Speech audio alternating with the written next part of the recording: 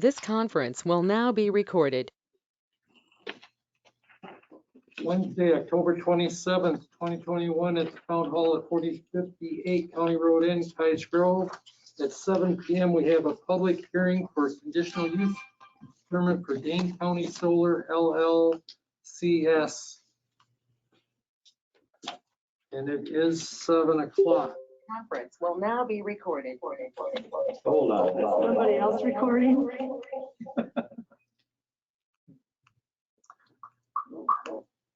The meeting was posted at the town hall and on the website. We have a quorum present. I'll call the meeting to order and we'll open up the public hearing for the conditional use permit. And the notice was published in the paper on October 13th and October 20th.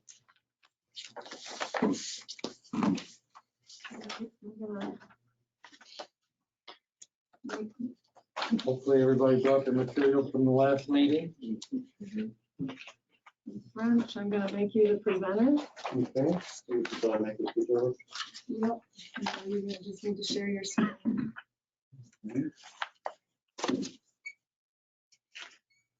There you go. Need to close out some of these other things, or oh, they don't show up on that. It Perfect. doesn't show if you're active. All right. Am I up?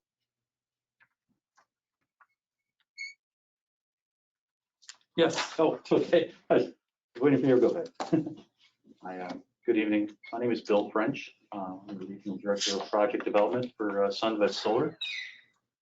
We are here as part of our the process to collect the conditional use permit with the county. We need to come before you. That's a major use change. And we are seeking a 20 megawatt AC solar facility on in the town of Cottage Grove in Dane County. Here's my contact information. Should anyone want to reach out to me after the meeting, I'd be happy to talk to you. The project information, just to give you the background. The landowner in this case is actually the County of Dane. The applicant is us. We have formed a special purpose entity called Dane County Solar LLC, but it is care of Sunvest Solar LLC. Project location is north and east of 3087 Ludds Lane. To give you an idea, that's just the end of Ludds Lane. That's the address on the property at the end. Here are the property ID numbers. The actual project size, or the whole parcel size, is 178 acres. But as you'll see, we're only proposing to use about 109 acres inside the fence. The property has 4 zoning designations that make up the entire property, RMA, heavy commercial, AT35, and FP35. It's currently used for agricultural use, where we will be requesting a conditional use permit with the county. Sunvest Solar, I know I mentioned this to you last time. We are a local Wisconsin company. We're headquartered in Pewaukee. Been in business since 2009 and have slowly and steadily grown over that time.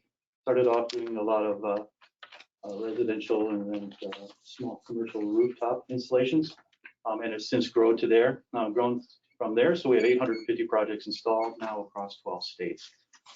I'm proud to say that we were named the #1 developer in Wisconsin from 2016 and through this year.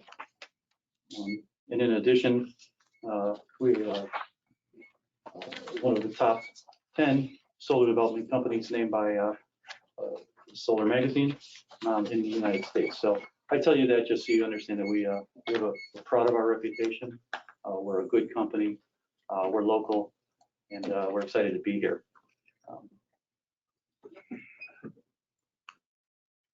So in general, the solar developments are designed to really have minimal impacts both to the land and to surrounding areas.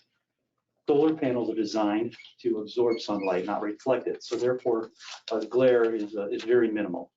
The surface of the panel itself is a non-reflective surface. They're generally dark, either dark blue or black. So we're trying to collect as much sunlight as we can bounce it off. Solar gardens are quiet during the day and silent at night. So once the sun goes down, nothing's happening there. We have minimal moving parts. In this case, the panels are between 7 to 8 feet tall at full tilt. We'll talk about that a little bit later. And once the project is completed, very little traffic will be generated here. The site will be visited periodically for routine inspections and then maintained generally twice a year. So they're usually pretty quiet, and once they're up and operational, very little traffic will be generated. Solar gardens are clean, they're safe, they do not emit emissions. They require very little maintenance, and there will be buildings on site, nor will there be any lighting. So it's not as if we're going to try to light up corner to corner of this thing. They'll sit there nice and quiet.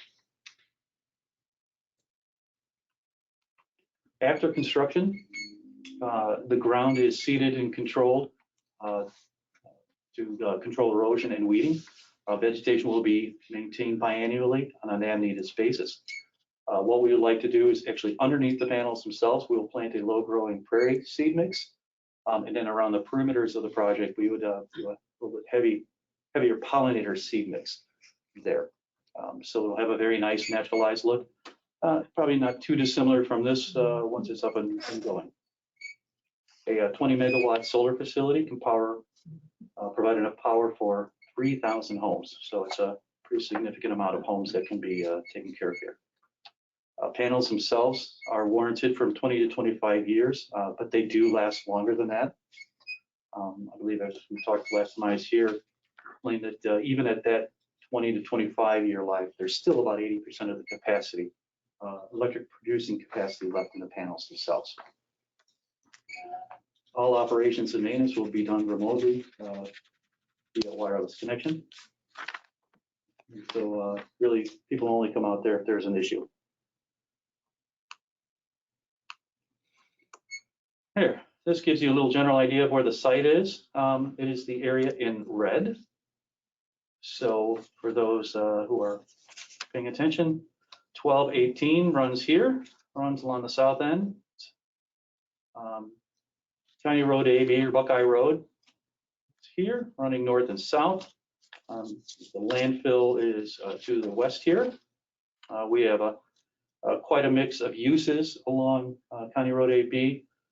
Being a church, single family residential, some multifamily, heavy commercial, and some other general uses.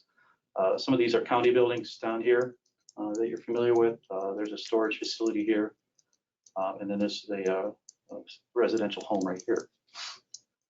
We are not proposing to do any development east of this line. This area here is a wetland floodplain.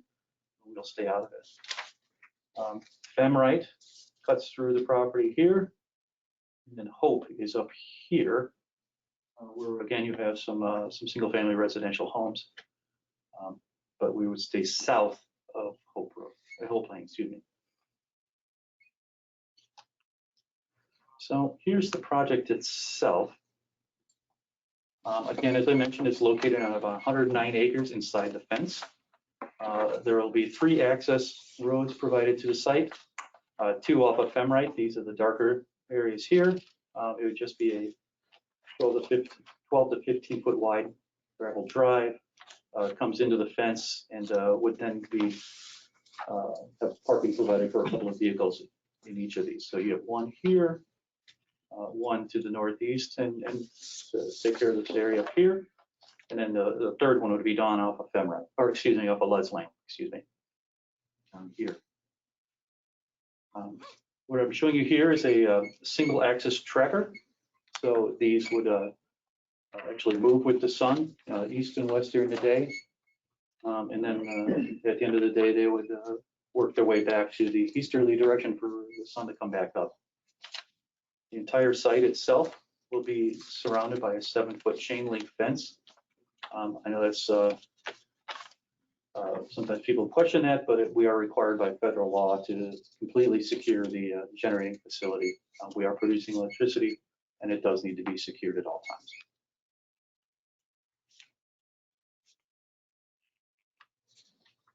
It was kind of mentioned at the last meeting where you thought general staging areas would be. So this map provides you with that.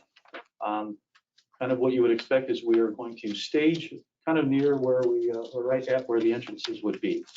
So you have a staging area here, another here, and then a larger one at the south. So this would be the larger staging area really for workers to park their vehicles once they are on site working in the construction of the project. We are proposing a delivery route kind of through the property so that you don't have to keep going out and around County Road to be onto Femrite. We will have job trailers here, as you can see. Yeah, but that generally shows you the depiction of where we believe the staging areas will work best. These are just some schematics of what a single axis tracker looks like. I think we're all getting familiar enough with them, but this is a plan view, just showing you how it looks. Here's a cross section, or here's a sectional view, an elevation, and then the cross section. So the panel here showing you at full tilt is about 7 feet 11 inches. So it's about 8 feet tall to here. At noon, as you know, it would be flat, and it'd be about 4 feet off the ground. And then on the evening, when it's headed towards sundown, it'll turn to the west of the panel itself. Shows you a fence. Just shows you a 7-foot chain link fence. I'm showing you that it would be a fully secured gate. Every gate will have a Knox box on it for emergency personnel so that they could access it anytime should there be an emergency. And then the installation of the project is what we think is actually very beneficial for solar development. And that is the supports for the project will actually be pneumatically driven into the ground. So we are not anticipating to use any concrete. We don't anticipate to do any grading. So you leave the topsoil in place. We'll actually put a cover crop on it during construction, hold it in place. Right now it was last planted in corn, corn's down. Should we be able to move forward, we'll plant this, do a winter cover crop on it, but hold things in place until then. But the beams then are driven about 8 to 15 feet into the ground. It's very manual intensive to develop install the racking system. And then most of the panel work is done by hand. So the panels will be brought out usually on a skid loader. They'll be taken off, physically mounted by hand. And then all the wiring itself is also done by hand. So it's fairly manual intensive, but it does go fairly quickly. And we'll talk a little bit later about timing and how long we can take to construct the project. As I mentioned, the panels, this is the tracking system, so the panels run north and south. We'll have somewhere between 16 to 20 feet in between rows. So there's lots of room in there. People question whether it would be too much shading for the plants to grow. There's plenty of light, ambient light to allow the plants to thrive and do just fine.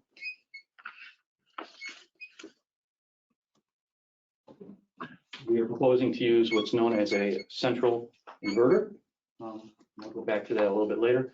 But what that means is that instead of there being inverters generally located at the ends of rows, there's in this case, there's just going to be 3 inverters located throughout the site. Each of these inverters will be located right at those entry drives I showed you. So you'll have the central inverter there, you'll have a switch gear, and then the transformers. So everything's kind of located in one place together. Off on the right here, this shows you just what a typical tracking system looks like. Looks like about sundown. So that's what this is. As I mentioned, we will plant underneath the panels with a local prairie seed mix, and then treat the perimeters of it with the pollinator seed mix that would look something similar to this. This is a pretty indicative low profile prairie seed mix, showing you what we'd use in case you're interested. This has been successfully done on hundreds of projects, so we have great confidence that we'd be able to achieve this in the end. kind of it for that. Any questions at this time? Otherwise, I'd like to go through some questions that came up at the last meeting. Be happy to go through those. Yeah, why don't you go through those?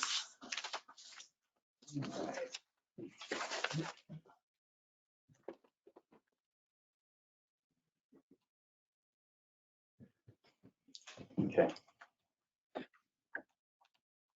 All right. So as you know, we came before you on September 22nd, just did an introductory meeting. There were several questions that came up at that time. So I thought I'd like to at least address them in writing. I've given that to you, so you also have it in front of you. But one of the questions that came up was from the church, and that was whether we would be providing any kind of buffer landscaping along the property line where the church is located. Now, I've gone out there and I looked at it, and I just really don't think it would be necessary for us to do that. The church building itself is about 280 feet from the property line, which is right here. Here's the church building. The property line's way back here. And so in between there, then we also have their entrance drive or their drive through the property. And even from the edge of that drive, we're going to be somewhere about 80 to 90 feet away from the entrance drive. The church actually owns this property here, which they have a pumpkin patch in there, if you've been out there. So they already have kind of a natural setback buffer to it anyway. And one of the questions, one of the concerns was, well, we do outdoor services, but I believe the outdoor services are held here, if I'm not mistaken. But maybe someone can speak to that later. I really don't think the location of the panels here will have an impact on their enjoyment of the property. Another question that came up was regarding the realignment of County Road 8B. So I'm sure you're all familiar. There's some plans that were generated in 2013, at least that's the last date I saw, showing the potential realignment of County Road 8B. We did reach out to the county and to DOT, and they have confirmed that they have no intent at any time in the near future, 30 years, of realigning County Road 8B. So although those plans have shown up, they have no funding source in place. They have no plans in place, nothing short-term nor long-term. Those plans were prepared back, 7, 8 years ago, and we've been told that they will sit on the shelf. Somebody had asked whether there was a battery storage proposed on the project, and at this time we are not proposing any. I believe Mr. Anders had mentioned or asked about the landfill and additional height. We did look into that. The landfill itself is about 2,000 feet to the west of the edge of the project, and any additional height or the landfill itself will not have a real material effect on the performance of the panels themselves. In fact, by the time that the sun would even get behind the landfill itself, tree shading is coming into play anyway. So the trees that are located on adjacent properties to the west of the project are already coming into play. So there really wouldn't be any impact caused by the additional height of the landfill. I know we spent quite a bit of time talking about the sound level of the tracking motors. We did go back to the manufacturer, and they provided us with this information, and I'll just read it verbatim if you don't mind. So at 3 meters, the ambient noise level is 43 dB, and the motor running level is 53. For comparisons, 43 decibels is about equivalent to a quiet library sound. 50 decibels would be your typical residential fridge. The motors only run to move the array periodically, so they're not running all the time. And so it'll turn on to move, turn off. The motors operate about 18 minutes a day in a 24-hour day. So they're very quiet. They're intermittent. It's just it goes on when it's needed, shuts off. And then the question was, do they all reset at once? The panels? No, there will be a staggered reset back to east. Somebody asked how many panels or modules per string? There'll be about 30 per string. Will the project affect property values? there have been many studies done, both through through SEIA, which is the Solar Energy Industries Association. And we've actually used another company known as Cohn Resnick, LLP. They're a highly respected property valuation company, and they provided us with a few reports over time. All the reports have shown that the installation of solar panels adjacent to homes does not materially affect the property values. So we really truly believe that there will be no effect. I will tell you, the only thing they ever told us is that during construction there might be a downtick, but that's because of the construction activity. They find that once the panels are up and operational, everything reverts back, and that there is no reduction in the value of homes or in the time of sale. So what happens is most people, once they see the panels up and operating, they realize it's a nice, quiet neighbor. It's a good something to have adjacent to them, and does not affect the property value. As I mentioned before, the inverters, switch gears, and transformers will be located at each of the entrance drives. That was a question that came up. I believe we also had a question regarding the proposed route for the underground cable going to the McFarland substation. So this was a little bit different, but it'll be an underground gen-tie. The gen-tie is the physical connection between the solar facility and the substation. We're not going to tap into the existing distribution system. This one's going to go directly to the substation. And the way that'll work is it'll run along Lutz, and it's all underground. It'll run along Lutz Lane to County AB, south on County AB to Sickle Cow Road, west on Sickle Cow Road to McFarland substation. So if you can picture that, that's the direct route it'll be taking.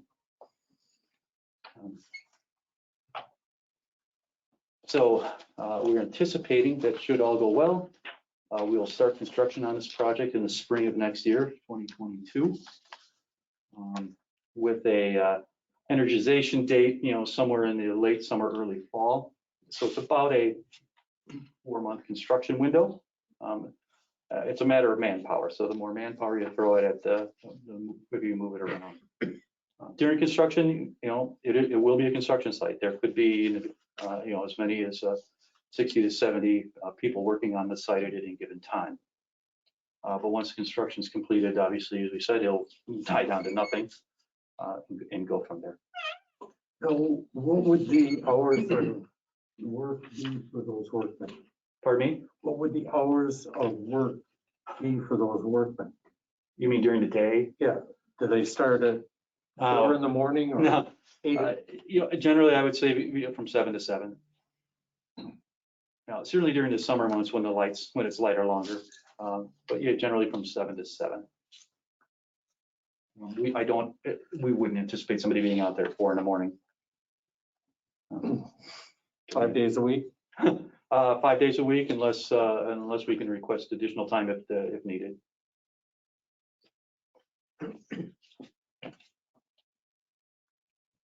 Okay. Yep. And then lastly, I think the last question I had was talking about the on-site collector system. In this case, we're actually proposing what I refer to as a hanging system.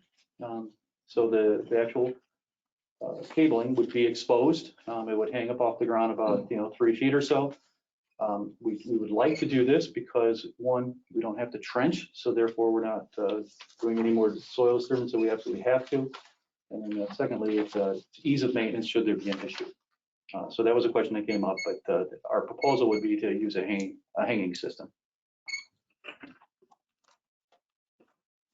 That's it for those questions. Any questions at this time? Are there any immediate questions from the planning commission? We talked about the hanging system, and then the hanging system, assuming goes right over to the inverter, or is it get buried and then go to the inverter? I believe it actually drops. I think we do actually go underground to the inverter. Do you remember that? I believe that's how it works. The inverter goes in, The inverters, everything once the inverter goes stays underground. and then that'll probably go stay off your property line or be on your property line? So the inverters are on the property line. Everything will collect, as I mentioned, and then start to go, stay underground, go down Ludd's Lane. And then from there it goes over to, obviously over to the McFarland. substation over in McFarland. Yeah. Which is all underground. Correct. Okay. Yeah. You know, So the answer, directly- so kind of the short answer is we're not anticipating, we don't need to use any poles. Right. There would be no wooden construction poles, which you would, on some of the smaller projects, I don't know if you've seen that, they're typically the utility would put up 3 utility poles, so they can have their gear and then a physical break. But in this case, because we're going to run it all the way to the substation, all of that safety, I believe, is at that substation. So there's a break at the main inverter and then at the substation. So if I'm to understand too, just for clarity, Dane County is leasing the land to you. Yeah, so it's kind of a 3-party agreement. And that is, yes, so Dane County is the owner of the land. There's an arrangement to lease to us. So for that, they receive the renewable energy credits. And then the power that's produced will go to WPL Alliant. And then who's in charge of maintenance? We are, so Sun. project company Sunvest would be Sunvest. responsible. So then in the event that Sunvest should pick up or go under, what happens? I believe if that ever happened, then it reverts straight to WPL. And then they take over at that point. All maintenance, everything. Yes. And then, Yeah, because the one thing I didn't mention was that, and I was going to go over this a little bit later, is that for the first 7 years, Sunvest will own and operate the facility. But at year 7, then it turns over to Alliant WPL at that point anyway. okay, I thought I read it was 5, but okay, 7. And then bonding, in case something should happen, so there's got to be monies to pull out all the items off the land for reasons which I don't know. Obviously, it's Dane County's land, so. Yeah. I believe we'll have to bond. Let me ask Dave that question. Do you know, Dave, off the top of your head, if we bond straight with the county? Or how that works? I believe that's the way it Yeah. was. And then just curious, was a lease given to the township of Cottage Grove at all for viewing? The lease? I don't believe so. No. Thank you. Any other questions from the plan commission? Yeah, when that hanging system you said about what does that look like? There's nothing in the picture show it, right? Yeah, I don't have a good picture. I didn't have a good picture to show it. Just picture the cable, and the cable then is strung from from row to row. At the ends. Okay, so it's not hung up high. No. Yeah, it's about 3 feet off the ground or so. The physical construction will more be, there'll be kind of a steel cable that would bear the weight, more or less under the racking, Yeah. cutting across the racking, and then there's little hangers that hang underneath that, and then the cable would go through the hangers. And then goes from each solar array underground to the inverter or above ground to the inverter? I don't know that answer. Do you happen to know off the top of your head? Yeah, it'll be a combination. So from each row of racking, that's DC electricity, the majority of those cables will be in that above ground cable system. But then the DC needs to go into the inverters to be converted to EC. And there may be parts where that DC dips below ground to avoid obstruction, rows and things like that. And then from the inverter, that will all be underground back to Not that part. I'm December. just going from the panel to the inverter. Is it, the cable is going to be easy to hit? If somebody's going through there? It should not be. I believe. Yeah. Again, I'm is my confused on that part. yeah. So it's, as he mentioned, it's hanging on the back, and Yep. I believe that. My understanding, though, I thought that once it got to the end of the road, then it goes underground. That's what I was, Yeah, otherwise- what I'm asking, so that Yeah. it wouldn't be a hazard for somebody who's not familiar with the thing. No. Yeah. Like a contractor mowing. I understand. Fair enough. We plan to follow all electrical codes for those transitions to go underground. Just had a question on the decibel level you had there. Is that per unit or is that, you know, if you're talking about the decibel level, is that for the whole thing or is that That's per motor.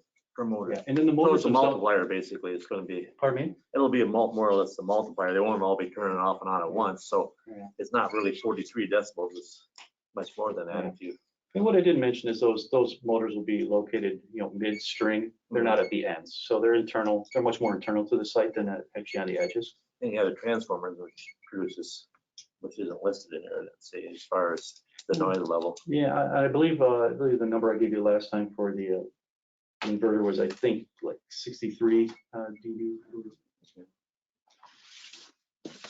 But then again, those are, again, centrally located and kind of off. Right. And they're not all running at once, but there's a lot more than just one running at a time. Yeah, fair enough, yes. With the plantings underneath that you're going to, Mhm. the prairie mix, will that help dissipate any heat buildup from the panels? There really is very little heat buildup. I know they're dark, so, I mean, if you got right up on it, you'll feel that it's warmer, but it's not hot. These are not bouncing off a lot of heat. And then the panels themselves are, 3 to 4 feet off the ground anyway. So I don't think they're going to be generating much heat to begin with. But like anything, any grass or anything would help dissipate any potential heat there is. What impact will you have on Femrite Drive as far as all your vehicles on a day-to-day basis going over it? During Thinking construction, of shoulders and so on. we're talking about during construction. Yes. Well, obviously, we need to work with the township on getting access permits anyway. Driveway permits? And, whatever other requirements that the township has for the nice thing is, most of the equipment is not, it's not super heavy. It's not as if we're bringing in, big wind turbines or anything that weigh a gazillion pounds. These panels are brought in a flatbed truck. They're fairly light. And so the loads will be, fairly nominal compared to some of the other uses maybe that could have used that road. These panels, the Vertex, that's what you're using? What's listed here? That potentially. You have anything higher with a higher efficiency rating other than 21? That's about where most of them are. That's about their efficiency for most panels. And that's what we're showing you here. I'll be honest, you might use a different panel depending on availability and what's out there in the marketplace. And how will that vary? Higher grade, same grade, or? We're always going to use a tier 1 grade panel, no matter what. It'd be just a panel, the tracking system and all that stuff would remain the same. It should be, yeah. Okay. But the racking systems are all generally the same, just that there's not a whole tremendous amount of variation between them. Any other questions from the planning commission? I have 2 registrants. Gary Gaussman. Here, you can have these.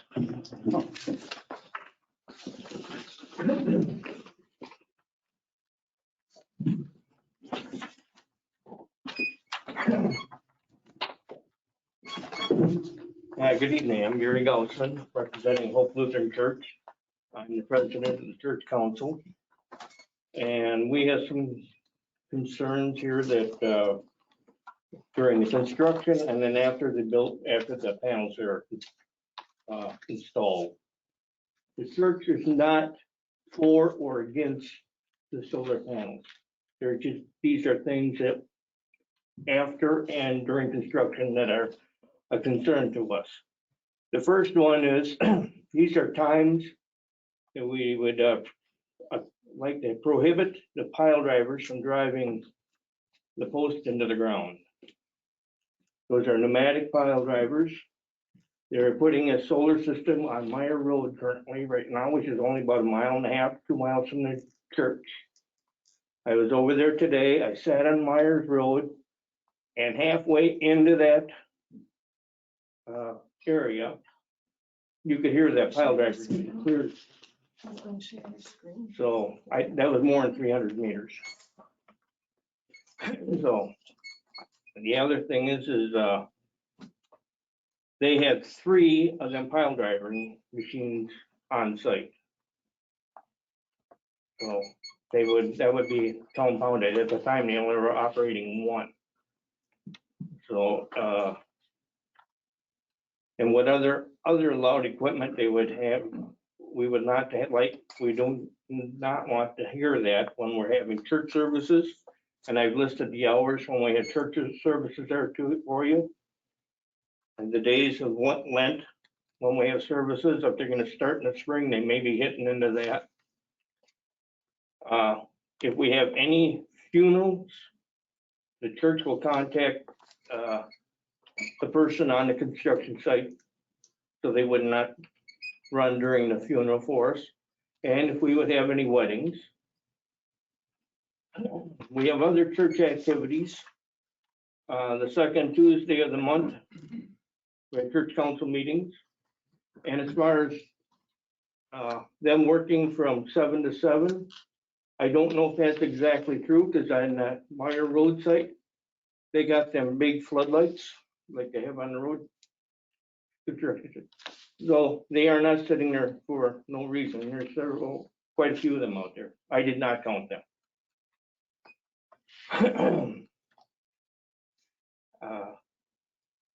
On Wednesdays, we have women's circles, different times of the days, plus choir practice in the evening, starting at 5:30. They would continue on later in the day. And then if we would schedule any other events at our church, and that area that he showed for our outdoor services, which is up on top of the hill there by the old, where the old parsonage used to be, that is not where we hold them. We hold them down in that lower parking lot from the educational unit, which looks right directly out at the corn, what is now the cornfield. So we have youth ministry occasionally has an event outside, and yeah, we'll try to contact person. Other concerns are I furnished you with 3 reports there that I copied off the internet, and there's many more, about what they call a heat island. And a heat island, those solar fields or farms create a heat island. At the perimeter, it's a 3 to 4 degree Fahrenheit increase. In the center, it's a 20 degree heat increase on one of the reports. There's many reports, you can pull them up online and read them yourselves. But that heat dissipates out at 300 meters, which is like 984 feet, to a half a degree above norm, above ambient of anything else. And their measurements are at 2.5 meters above ground. And if you read those reports, a couple of them reports said that temperature at 3 to 4 degrees is at night after the sun went down. It does not say during the day. But those reports, some of them are in the desert, some of them are not. We're gonna have to take that. I couldn't find anything a report taken on anything compared to what is underneath what they've got.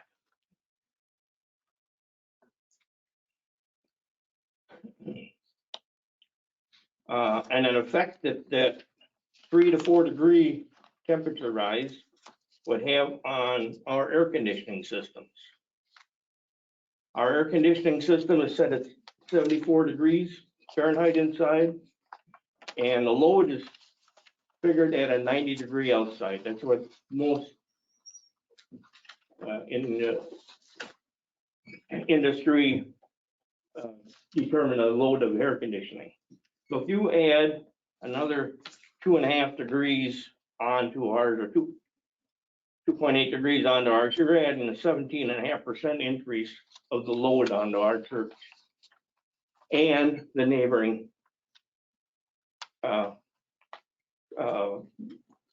parcels of land, buildings. Our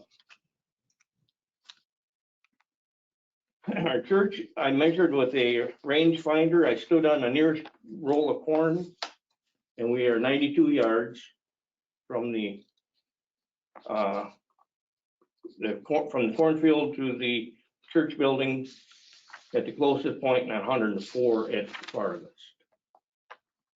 And there's a calculation on there how I come up with the temperature and the load. So our equipment, right now we got 24 tons of cooling in our church approximately. If that rate's going up 17%, we're gonna need another 4 tons of cooling to maintain what we have. The whole church is also still requesting a visual barrier, an earthen berm, or trees, or a combination of both. So from our property, we still see a natural setting like we have now, not an industrial site. And increasing the ambient temperature around this, under the site and around it, what is that going to do to the evaporation of the soil? The solar panels are 20 to 35%. The tracking ones on one of them reports, there's when they crack, they can get up to 35% of efficiency on the sunlight. The other, what isn't turned into electricity is turned into heat.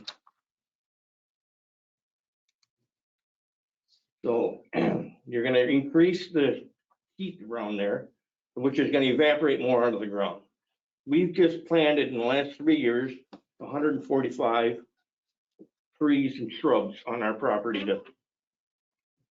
So we're concerned about the evaporation rate and that, because moisture in the ground, just like in a pail, you can't take out of the corner of the edge. The whole thing comes down.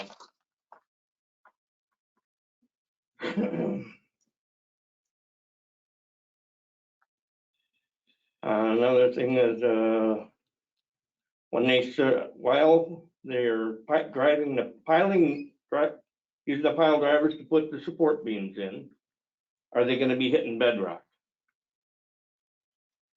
And if so, how is that going to affect the foundations of the surrounding structures?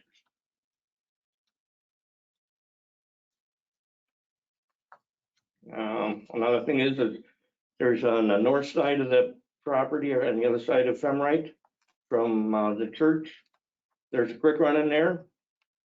And on the east side of the property of the solar thing, there's another creek, Door Creek. And how is that raising the temperature going to affect turtles, the salamanders, frogs, and other wildlife? Has there been an environmental impact study?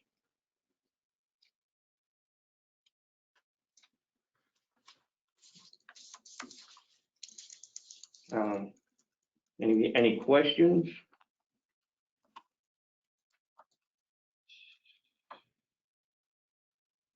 The trees or berm that you're asking for, Will be from Femrite Drive to the end of the church property, which is that metal garage in our parking lot.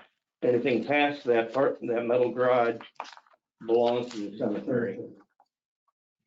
so just a question, if it deemed that we needed trees planted, would you be willing to accept the trees and have them put on your property? That's negotiable. I can't speak for the town. church council without talking to them. But yes, that is something that we would take under advisement. What you thinking? Well, it'd be easier care for them.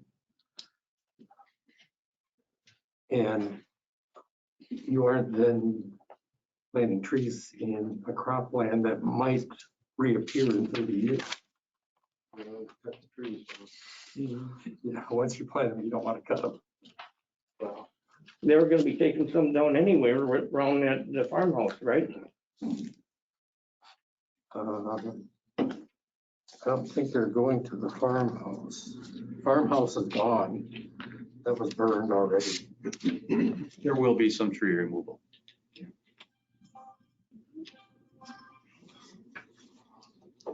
Where the fence runs through it, I suppose. Those pine trees. Yeah, and there's a fence row kind of internal to the site also that'll have some clearing done also. Okay. But, you know, as far as which property is, this is the county and the solar system project. If it's on ours, then thinking on it out loud, we would have to take care of the maintenance on it and clean up from a windstorm or that. It's on your property and it's covering up, or not yours, but the county's. That would be their liability to take care of that. Good point.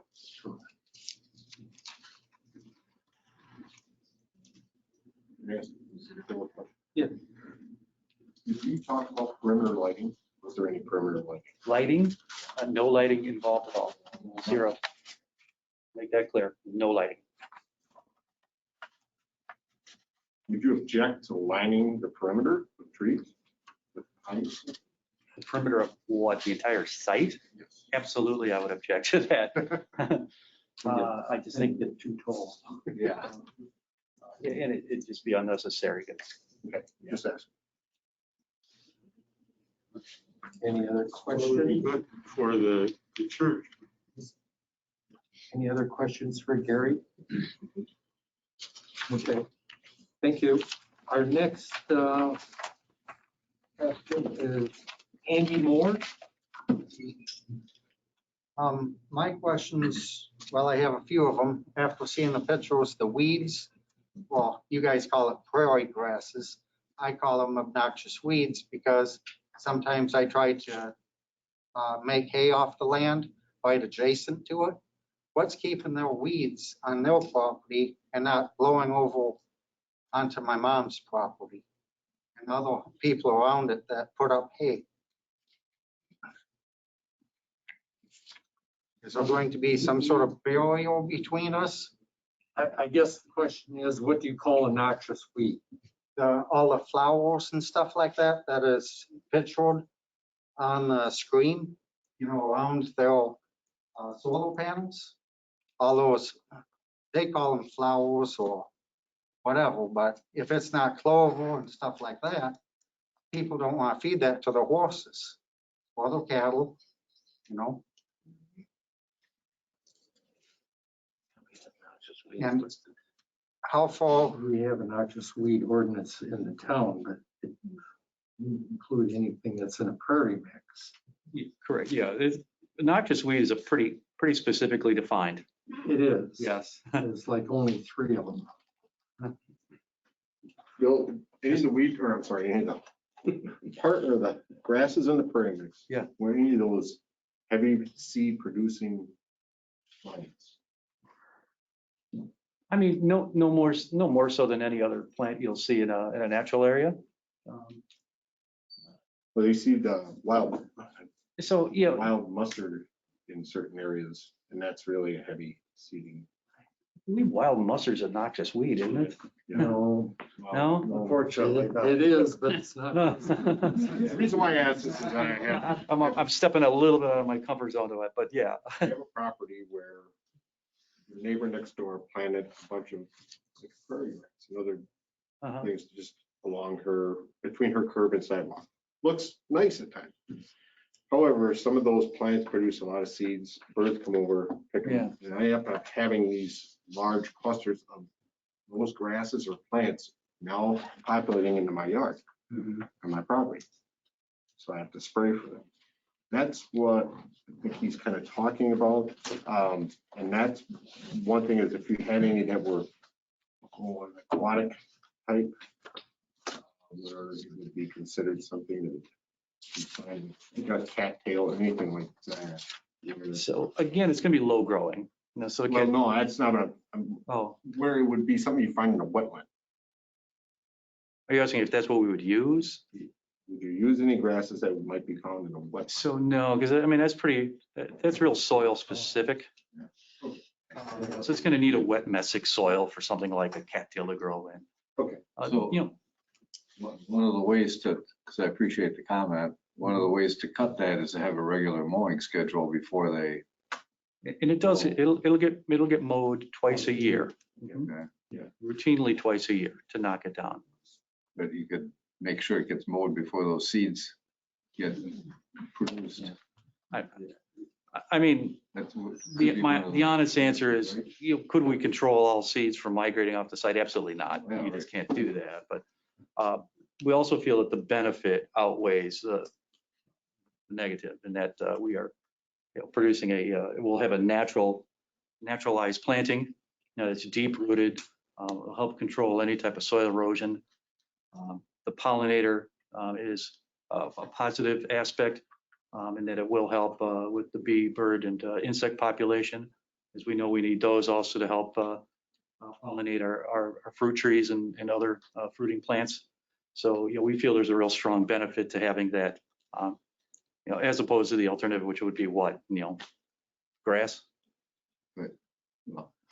It wouldn't spread some of the seeds.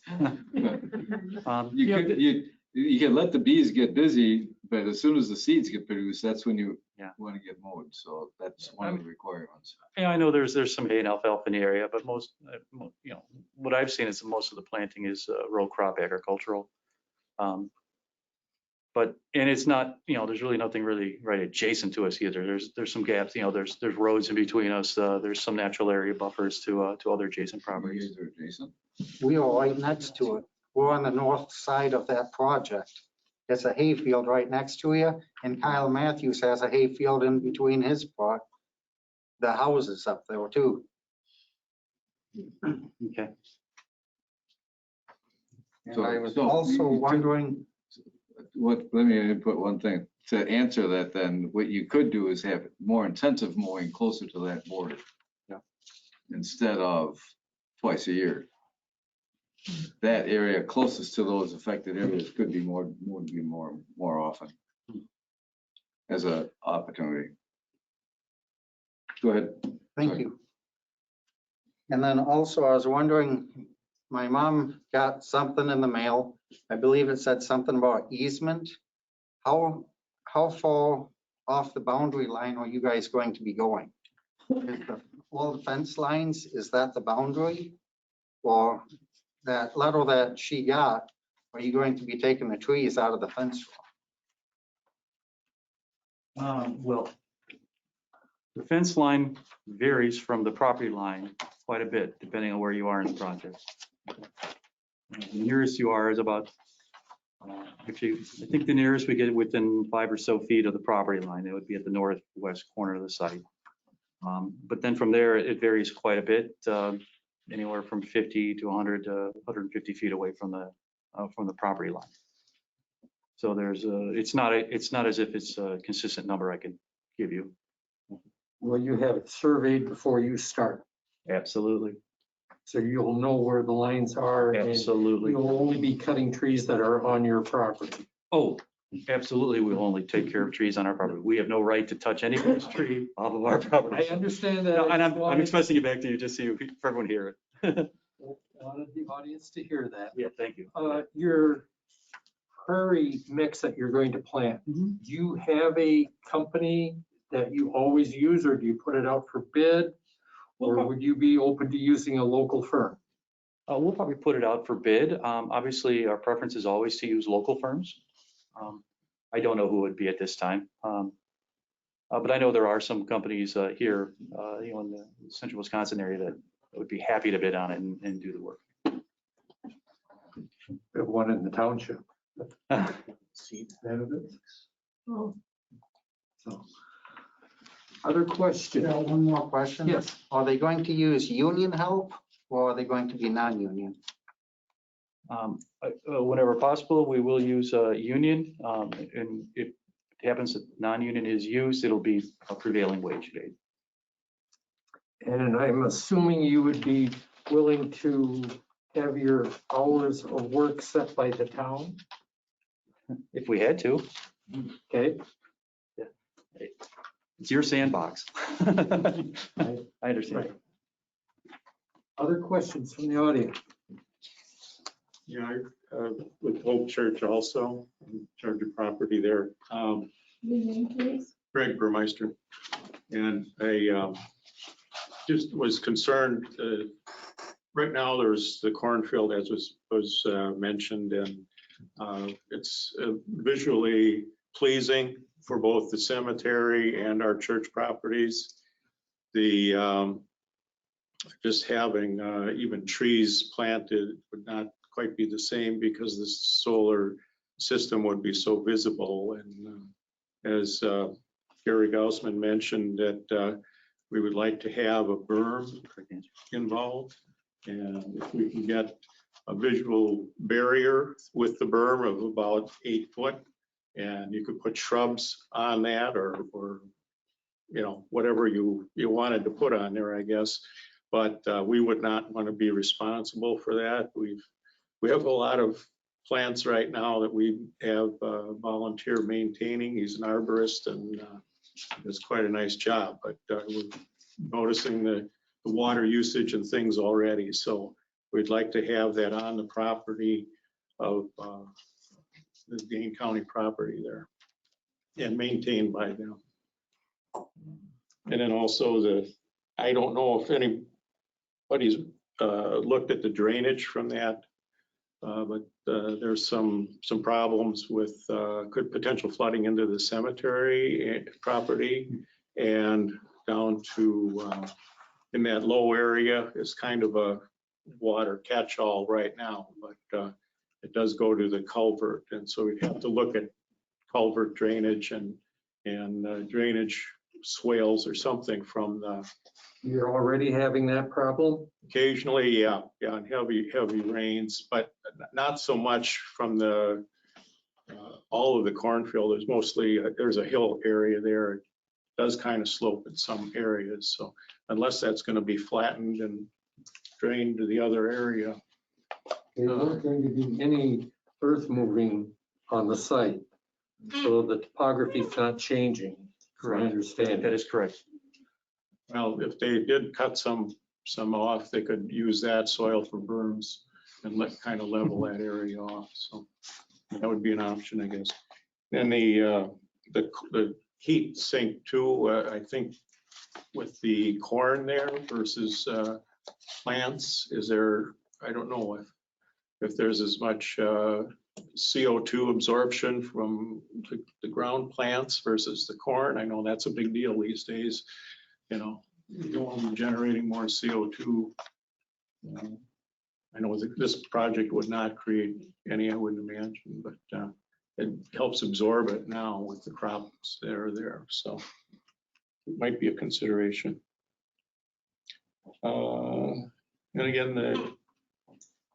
the foundation issues and the potential sound, the decibels are pretty decent level. But again, somebody mentioned about if there's several operating at once, if a third of them turned at the same time, that might increase the decibel level a bit, and that might be objectionable. And if there are damages to our church and obnoxious sounds at some point, can there be some provision to maybe add soundproofing to our windows or something like that in the church, or repair the foundation if there's damage to that? Is that insured? Your insurance cover that, or?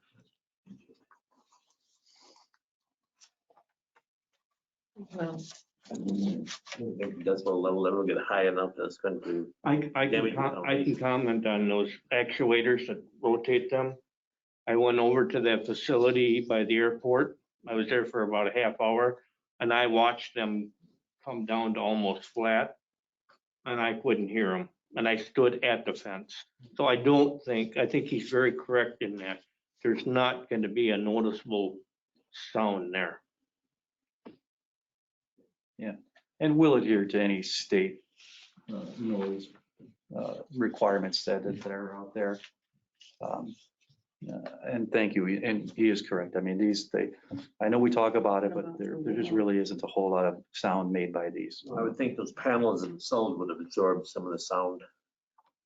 And again, the motors are kind of mid-string and there aren't that many of them. And as I mentioned in my presentation, they have the full less than 18 minutes a day. They're actually on, so. Yeah. Less sound than a neighbor's dog. You got one of those? Yes, sir. Did they say they was going to put driveways in, like lay down areas and driveways? Yes. You say no ground disturbance, don't you have to take the topsoil off before you can spread the rock? You are correct. And is You it, are correct. I'll answer your question. Yeah, you are correct. We will have to do some minor grading to put the entrance drives in, as I showed you on the plan, and in the parking area. is it going to be a permanent gravel or is it going to be blacktop? It'll be gravel. Gravel. Yeah, I'm sorry, I didn't mean to speak over you. I apologize. So there will be, other soil disturbance when, the cables go underground as well. But I think what the statement being made is there's not large movement of earth from one spot to another. Yeah, but generally, we really try to minimize any topsoil disturbance at all. We don't want to move it. We just want to leave it in place. Leave the horizons just like they are. Do everything we can to do to stabilize it until we can get the seed mix up strong, deep rooted, and then go from there. And really, there's been some studies that shown, there are studies that from our engineer that show that once the prairie mix is up and established, it does have a lower runoff coefficient than you would have with a row crop. And also, it's there all the time. So it won't get tilled out, sitting there, replanted, turned, and just, we all know how farming works, so. Yep. Anyone online? You do have a couple waiting online. Brian and Laurie Pook were first. Hi, this is Brian Pook. So I did have a couple of questions, and some of these one of these is left over from the last meeting that we had. But I'm going to start with some questions. First off, in the presentation, I think it confused me the last time as to what the purpose for the power was, because it says it's enough power to operate 3,000 homes. And I know that it's not really going to be operating that, directly. And I know electricity is fungible. It's really an offset. So I think it's a little bit misleading in the presentation to say that it could operate 3,000 homes, but it's really to operate some Dane County municipal buildings. So I think it's just a little bit misleading to state it that way. Isn't that a give and take? It wasn't meant to be misleading, and I apologize for that. I was just, people always ask, well, how much does a megawatt of solar produce? How many homes can you operate? Yeah, I'm not saying there was any malicious intent. And as I mentioned, I know that electricity is fungible. You can't really tell where your electricity came from, if it was from the solar farm or if it was from a coal plant. Right. You can't really tell. So I know that it's an offset, but I think I'd rather see it like that. And then, maybe parenthetically, it could say, enough to operate 3K homes or something like that. I think it confused me, but maybe I'm just too literal with what I'm reading. Your comment's fair enough.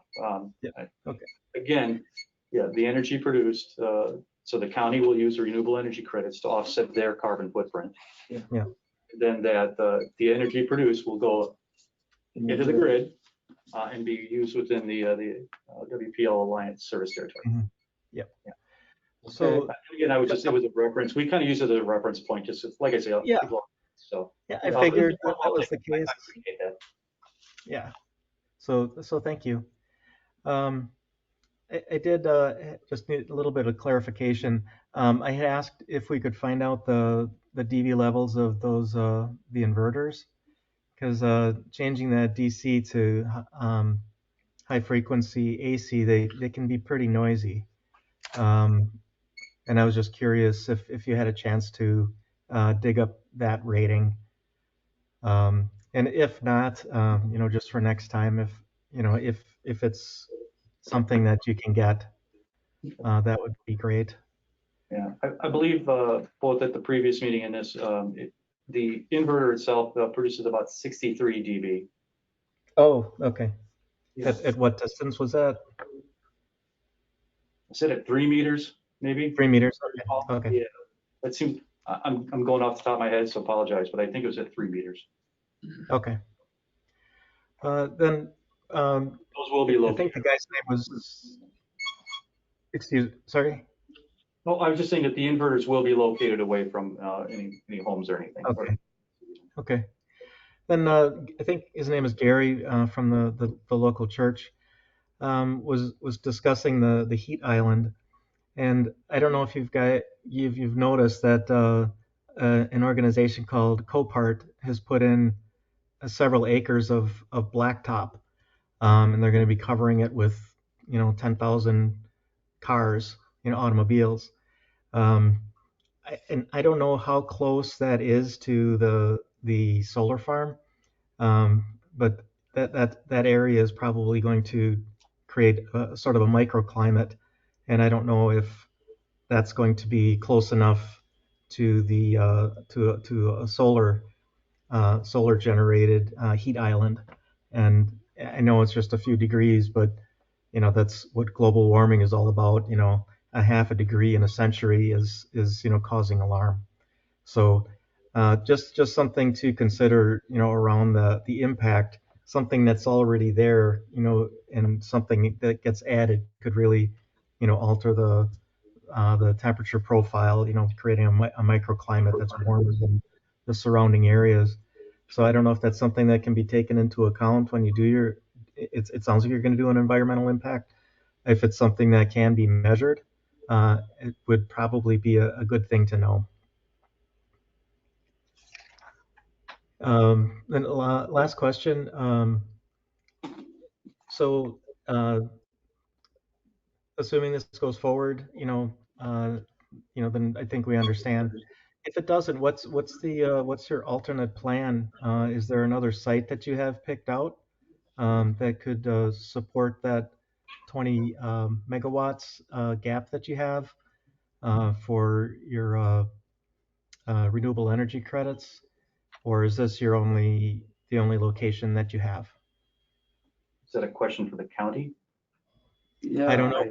Who's the question for? Be a better question for the county because the county owns the land.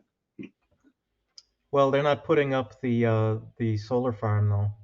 Are they choosing? They made the agreement with them Okay.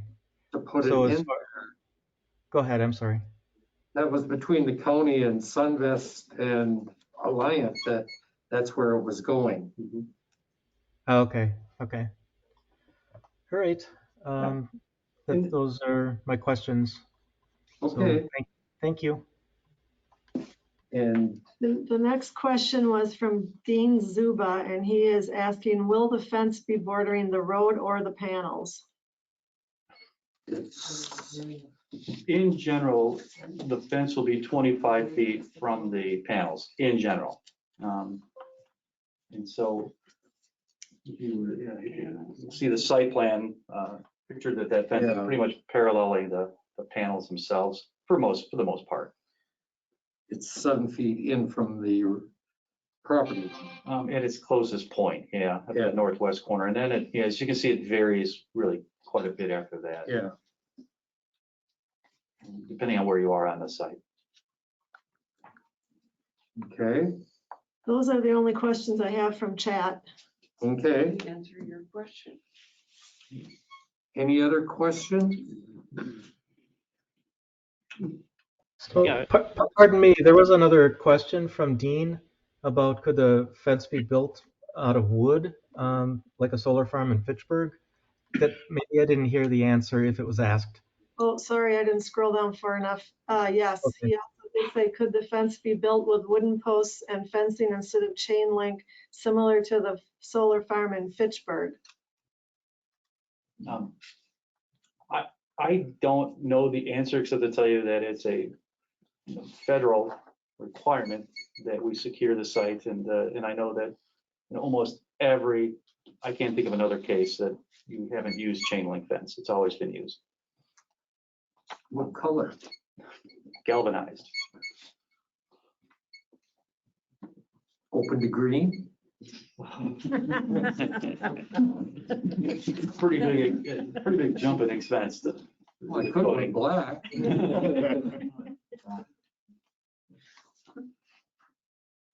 Any, way in the back. Yeah, I'm Stephen Bork. I'm a farmer in the area. I think I represent a lot of the farmers. It's probably more of a county thing. I thought maybe somebody from the county was here because I was about ready to blow. That we're taking all this farmland to cover. I mean, it's bad enough we got houses and commercial stuff ruining farmland. And then we gotta have all these solar panels going up. I don't know where people think they're gonna grow their food. Well, that's right. We get that at the grocery store. That's right. I just can't understand it. I think people better think what's going on.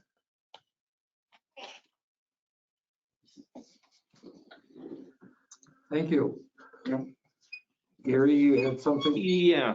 Have you guys done a study on what's below the soil, the surface of the soil for bedrock? We have not done soil borings yet. We actually were waiting for Steve Gossman, the tenant on the property, to get his crops out, which he just did the other day. So we'll actually be in there real soon doing soil borings. So we have not done them yet, but it's scheduled. We just didn't want to go and destroy crops if we got this close to harvest, so we waited just a little bit. We have done some studying, existing soil maps in the area, and there's engineers have a pretty good feel for where bedrock is. We don't anticipate that we're going to encounter anything, and if we do, what you end up doing is you would actually, if you hit bedrock and it was near surface or within the 8 feet or so that you want to put your supports, then you drill and set. So you hit the bedrock, then you drill, put the post in, go from there. But we don't think we're going to bump into anything. Okay. But we'll know real soon. There were several pits in the area, but I think they were sand. Okay, well, that's all right. Yeah, so they do a couple of things. We'll do soil borings, and then they'll do a resistive testing. They do, it's called a pull test to see just how strong the soil is, and, how well it's going to support the system itself. So yeah, we still have to do that. Anything else? Yes, sir. Is there any benefits to the surrounding area as if like like property tax deductions or anything like that? Seeing how they're making the electricity, do we get a discount being so close to it? The answer is no. Not, I don't believe you get a discount. No. Get the feel good. If they can You get support to it. feel good. Wait, I'd like to answer part of that because there is another part to that Yeah. question.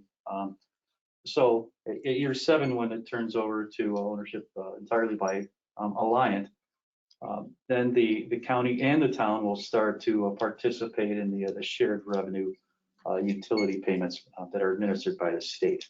Right. So there will be that benefit directly to the town and the county. I believe the town's Attorney. yeah, well, hold on, I got another one. It's somewhere between like $20,000 and $25,000 a year that we think the town would receive itself. That number actually gets played with by the state a little bit, so I mean, I can't land on an exact number for you yet. And then in the year 1 through 7, we've spoken with the town, and Sunvest has agreed to make annual payments to the town, just to help offset any potential In lieu of expenses. taxes. Yeah, that may occur due to our being there. So there is some tax revenue, or there are some payments made by town, or by Sunvest. And then at year 7, when it reverts over, then there's a much bigger jump. And then from there on out, the town will be receiving a fairly nice amount. Is there a motion to close the public hearing? So motion by Anders. Second. Oh.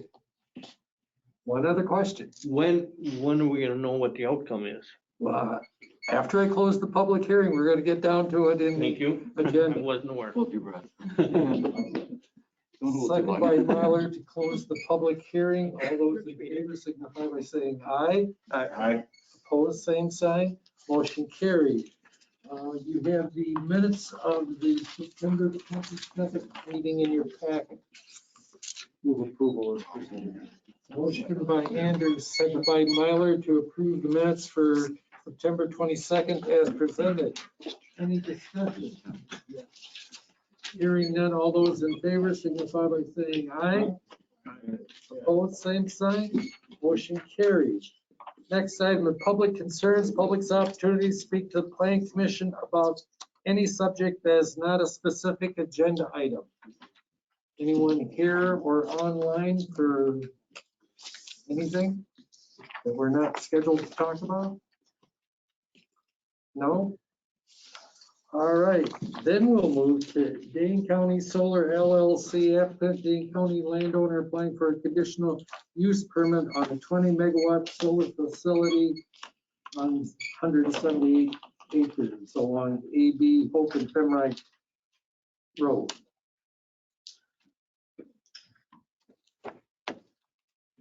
So we have town board action report for a conditional use permit that I will read through, and if there are any that we either have to mark it as satisfied or not satisfied, I will assume satisfied unless somebody speaks up. Yeah, big comment. Yes.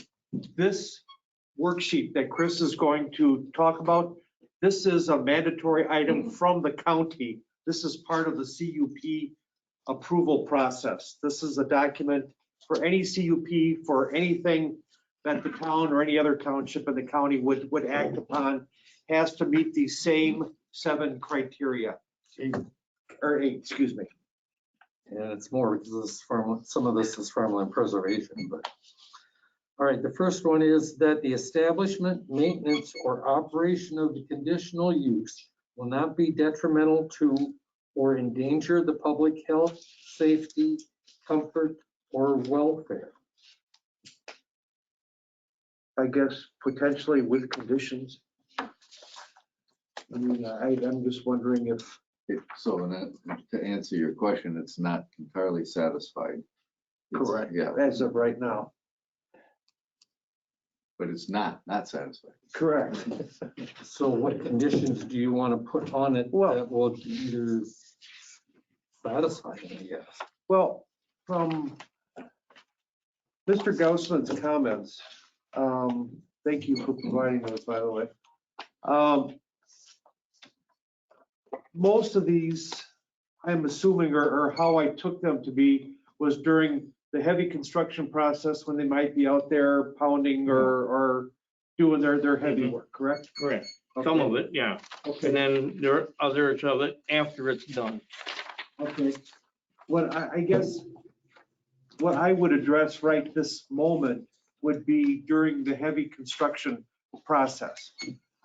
As Chris previously stated, I would like to see a Monday through Friday type of construction type work week. All right, which would satisfy 1, 2, 3, 4, 5, 6, 7, 8 possibly 9 of your concerns because the church activities would not be occurring. I mean, they wouldn't be working when the items that you have on your list here would be occurring, church services and so on. Weddings are, funerals, which are potentially most of the time during the week. With notification, I think it would not be a hardship for the company to go ahead and cease their heavy operational, their drilling or pounding during the course of a funeral service. I mean, it's only reasonable for that. Question, does the county shut down the landfill when you have a funeral? No, we don't hear, there's no, like jackhammer going on, So we get the backup alarms from those. but they are quite a ways away. Okay. Mr. Anderson, may I ask you a question? Yeah, So, it's a 109-acre site. Are we talking shut down the entire 109 acres? Or do you pick a ring of cone of silence?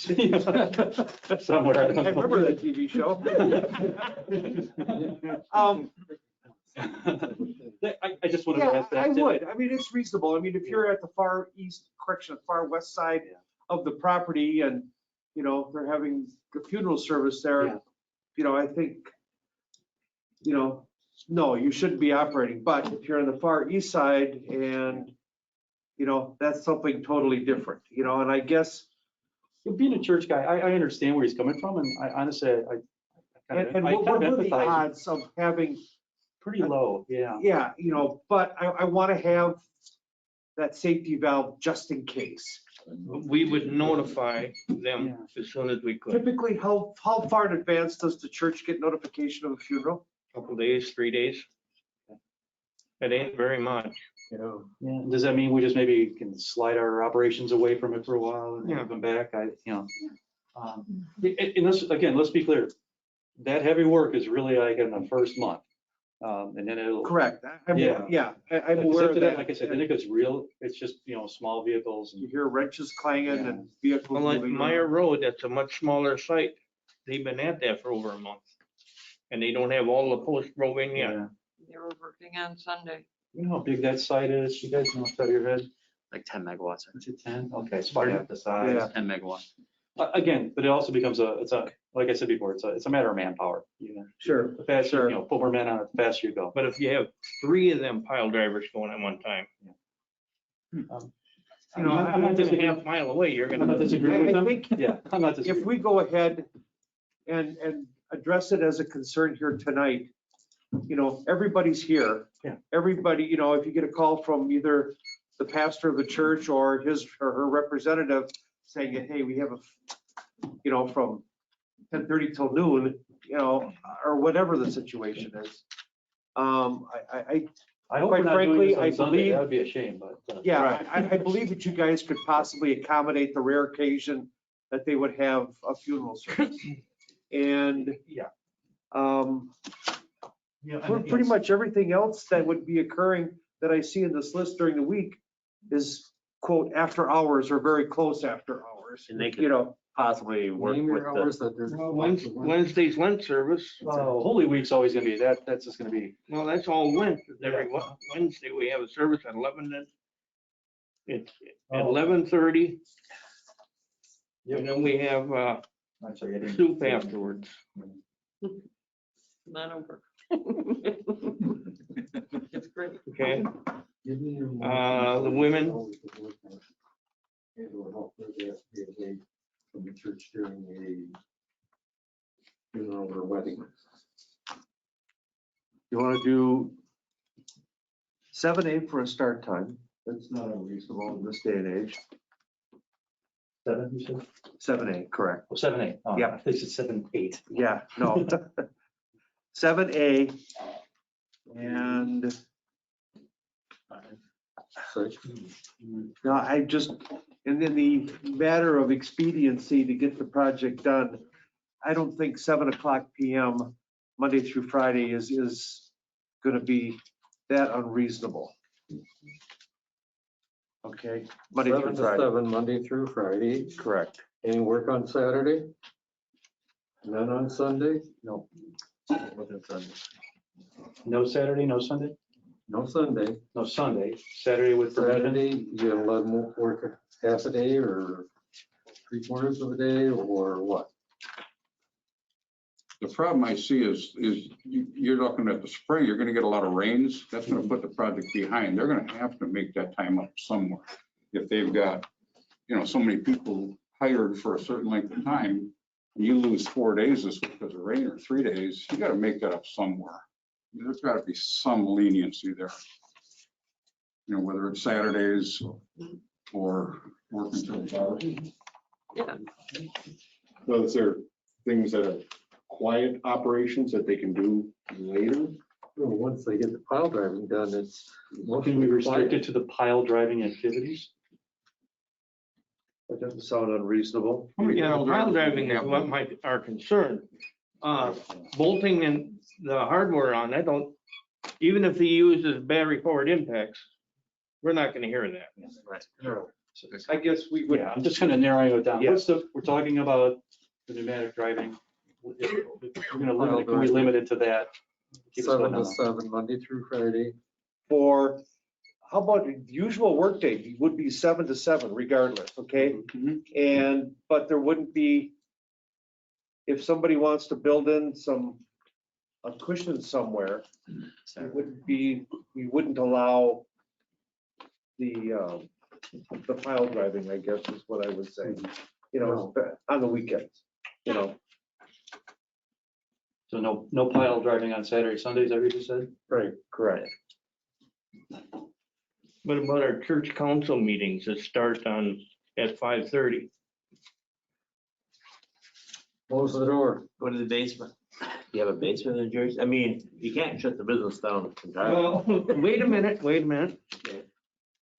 Town of Cottage Grove gave these restrictions to the March flying field over here. Hours they can operate, decibel, how often you can fly. Okay, what's your concern about that? If we can do it for them, give specific, why can't you do it for these people? Basically, I think probably we are. because of the time frame, the time frame, we're talking like 4 months. That's not, That's gotta be done. The issue over here was. we only have certain time we can fly when the wind. When it is Correct, windy. but this was concerning people who wanted to be outside, okay? Your church council meetings are held within the building, okay? Okay, that is correct, but not all our meetings that we have are in the building. Okay, The youth, I guess what I would do then, We're only We could talking do- a month. well, correct, I was gonna say is, in exchange for us going to bat for you, maybe perhaps you can kind of reciprocate a little bit by saying, all right, during this time when they're pile driving, maybe you hold your meetings as much as you possibly can within the confines of the church or whatever buildings you have for the kind of thing. Different start time. And,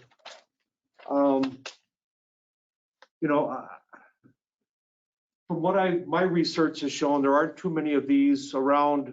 This is kind of a unique situation where this one is located. And, I'm trying to balance here, which is part of all of our jobs, everybody together, I can't give them everything they want. I can't give you everything that you want. There's gotta be, nobody's gonna necessarily walk away happy, but hopefully nobody's gonna walk away mad. That's my goal here. all right. And so I wish, if you can find a way to help out a little bit, that would make my job or our job here a little easier in coming up with conditions to let these guys be able to operate. All That's all right, I'm well, asking. continue as you were and give us what you think we should work with. So you want 7 to 7, Monday through Friday for the pile driving operation only. Correct. And what did we do? This is just a question first. we had a project that occurred within the township, and I don't recall how long ago it was, but if they needed to deviate, they were to call the town so much ahead of time, to say, hey, we have to operate for At this night. reason outside of those hours. Scorpion. Huh? Scorpion. Oh, yes. Oh, yes. For Cattell, Yeah. Yeah. for Catch state up. projects where they had to work at, required to work at night. Is there some way that we could provide some sort of safety valve, for lack of a better word, to go ahead and give them the ability? I don't want to see Saturdays, half a day Saturdays to be a regular thing. But as Mike said, if you get 4 or 5 heavy days of rain that you can't work, or something that really puts the. Well, the noisy machine they can't use on Saturday. the Correct. Pile driver. But right now, they can't even work on Saturday right now, so. I thought we were only talking about pile driver. No, it was just. We didn't pile say driver. that. No. We just said Well, that's pile what we're working driving on now. was is- 7A to 7P. The work hours that I had suggested was 7A to 7P for all activities, Monday through Friday. Then Mike brought up the fact about having some sort of safety valve in place in case there's weather issues that put the project behind schedule. And I was looking for some help as to, do we do a half a day on a Saturday, or so many Saturdays, or what? I don't want to leave them a ticket to move a half a day every Saturday for the entire length of the project. Is there objection from the surrounding properties if they're doing things other than pile driving on days other than Monday through Friday from 7 to 7? That's because if there's not, then all you need to limit is the pile driving. Yeah. Yes, thank you. That's what we were doing, is pile driving only. The noise. Yeah. Right. All right. Then, but still, you're not gonna let them work past 7 o'clock Monday through Friday, are you? If they're using a Milwaukee skill saw and it's quiet, who cares? Right. We're setting a time for their other work. It's quiet. If Right. when they're using that pile driver, Monday through Friday, 7 to 7. Otherwise, we haven't said anything about any other work activity. Right. Which is relatively quiet. The only thing I want to add to that is, okay, if you're limiting pile driving Monday through Friday, 7 to 7, you might be drawing that project out a lot longer. So now they're going to be pile driving for maybe 5 months instead of 3.5 Right. months. So it's a trade-off. Why would you draw it out longer? They can drive piles when it's raining. I'm watching the Meyer No. Road one, and I'm seeing how they get done, and I'm seeing how many rain days they have, and they've been pile driving for 2 months, and they're nowhere near done. And that's why I'm afraid you're gonna get it. It's just gonna, by limiting the times, you're gonna draw out the project. Well. I mean, I don't know what else, I mean. You get safety valve for We Saturday. can get more pile drivers. Yeah. I mean, Instead of, I don't want to create a work schedule that will guarantee them to finish on time regardless. I mean, that's part of it being outside in construction in Wisconsin. Right, Mhm. it's proposed 4 months. It's not saying it's cut and dry 4 months, right? We have some pretty hard deadlines we have to meet by the end of the summer. How many We have in-service dates we have to hit. How many drivers do you have? I don't know. I really don't know that answer, I'm sorry. No, trade-off to that is, they're using 3 pile drivers on my road, maybe they could use 4. Yeah. I don't know what that cost you guys, but to get it done in a more timely manner and get it done. and that's a business decision they have to make. That's the decision they have to make, right? Yeah. Right. We're done with discussion. So is there anything else? Or are you just going to leave it Monday through Friday, 7 to 7 is the only time that they can use the pile drivers? Okay? I'll go along with that. Anything else? Is this where you talk about the hiding the panels? Or is it later on? You're asking about conditions. so. This is the first question, health, safety, Endanger the comfort, public and health, welfare. safety, comfort, or welfare. Comfort, yeah, just I'm talking about the comfort Yeah. portion of it right now is all. We'll get in the other ones later. So Okay, that's it for the comfort part of it. Okay. So if we add that as a condition of our approval, is it satisfied or not satisfied? Satisfied. You want to do a vote on that, or just make sure you got 6 satisfied? Okay. Yeah, we'll do it all at the end. So number 2, that the uses, values, enjoyment of other property in the neighborhood for purposes already permitted shall be in no foreseeable manner substantially impaired or diminished by establishment, maintenance, or operation of the conditional use. So we have 2 things there. One is the sightline. And 2 is probably the mowing certain areas, maybe more than once, more than twice a year. To help limit the dispersion of seeds. So what condition do you want to put in? Need to get that out. I don't know, maybe we can put green chain link fence on one part of it. I don't know if you like the looks of a green chain link fence, so. But what if you put the slats in it? That one section? I'd rather see trees or something, but you don't want something that's gonna grow too high. No. And you still look And through you the have tree to have a trunks. fence. You still have a fence, yeah, so what, you know what I mean by the slats? Would that work? They come out. They don't last that Yeah. long. Well, that's what maintenance is for. It's cheaper to do that than to put in new tree, cut the trees down and maintain them sometimes. So. I would say doing something with the fence, either slats within the chain link, that'll keep the cost down. Or putting in a line of shrubbery Were they gonna, On their property. church side?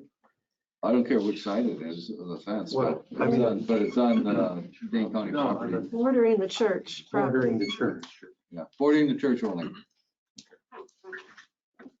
The west side of the chain link, So maximum height the heights of the fence. of the shrubbery that you want planted Well, on the theoretically, church nothing- side. Theoretically, nothing higher than the fence. 7 to 8 feet. Like, you gotta have a reasonable cost for that. Evergreen? Lilac or something? What do you want evergreen? No, something not deciduous, you want it. May I propose something or not? Yeah. I'm sorry, I know you're deliberating, but arborvitae would be something. Yeah. That's Arborvitae, what I was thinking. cedar. Yeah. It grows fast, it fills in. Arborvitae, something like that. All year long. It blocks your view. That's nice. See leaves that come off in the fall. Correct.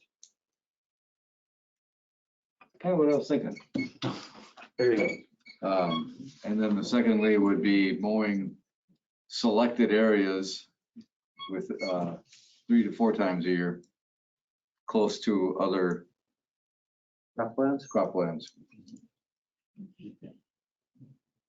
We'll determine those locations later. or church property? No. Yeah, well, depending on, Would you say like perennial cropland, or I mean, they don't care if it's next to a cornfield, but if it's next to a hayfield, right? well, You know, you describe that, but I guess it would be both, because you want to keep the seeds down from going into the cornfield too, so. Yeah, but, They spray pretty good for that already. well, yeah, I was gonna say, as herbicides that they put on corn will kill it. Yes. Um, So that's fine if you want. Adjacent cropland that has, Mow it 3 to 4 times. Just hayland, hay fields? I'm trying to think of the term for it, but Me too. Non-row crop. sure. Thank you. 40.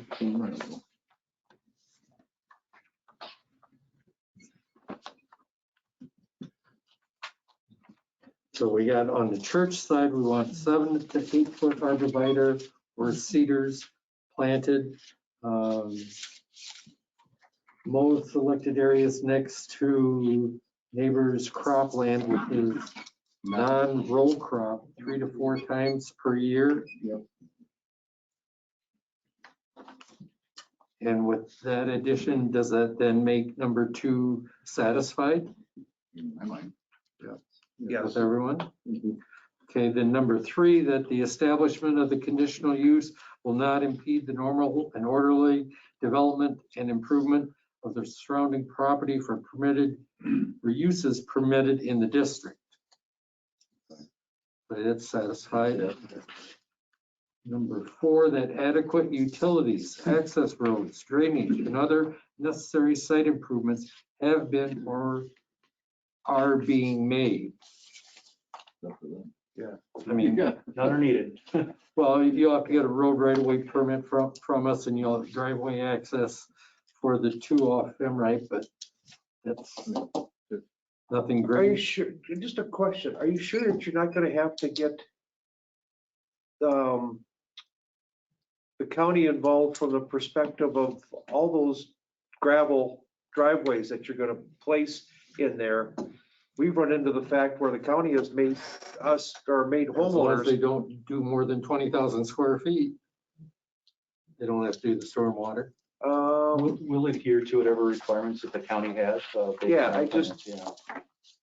Obviously, we need to get a stormwater permit from them, so we have to Yeah. satisfy their requirements. Okay, that's all. Yeah. Has to be involved, culverts. And all I meant is there's no water, sewer, No, No, that I kind of, just, we don't bring any of that in. no. Everybody okay with that being satisfied? Yeah. That adequate measures have been or will be taken to provide ingress and egress so designed as to minimize traffic congestion in the public streets. That'll be satisfied. That the conditional use shall conform to all applicable regulations of the district in which it is located. Yes. That the conditional use is consistent with the adopted town and county comprehensive plans. yeah. Yeah. That's in the allowed uses. Yes.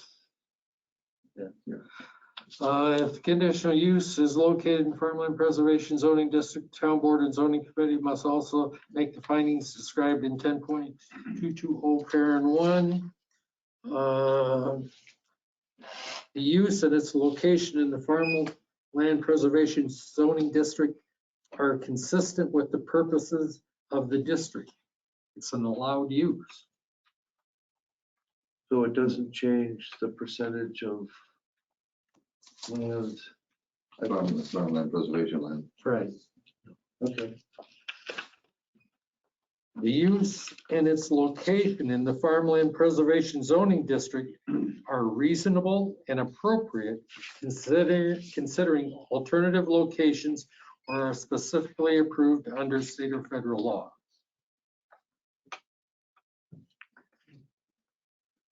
It is.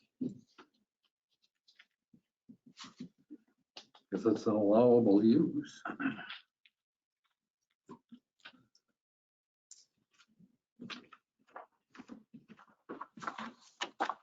Yeah, we agree? You agreed. The use is reasonably designed to minimize the conversion of land at and around the site of the use from agricultural use or open space use. You know, as long as they have a bond with the county, and I think the town should be also listed on that bond so that when the life is done, we're sure that they're pulled out, recycled, and it can be farmed again if that's whole decision at that time. Okay. The use does not substantially impair or limit the current or future agricultural uses of surrounding parcels of land that are zoned for or legally restricted to agricultural use. Fine. Doesn't. Construction damage to land remaining in agricultural use is minimized and repaired to the extent feasible. But Bob will make sure we get. Yep. Doesn't pull them out. So is there a motion to find that the 8 findings have been satisfied, and we'll list those conditions you have the 7 to 7 p.m. Monday through Friday for the pile driving events on the church side, 7 to 8 foot arborvitae or cedars to be planted.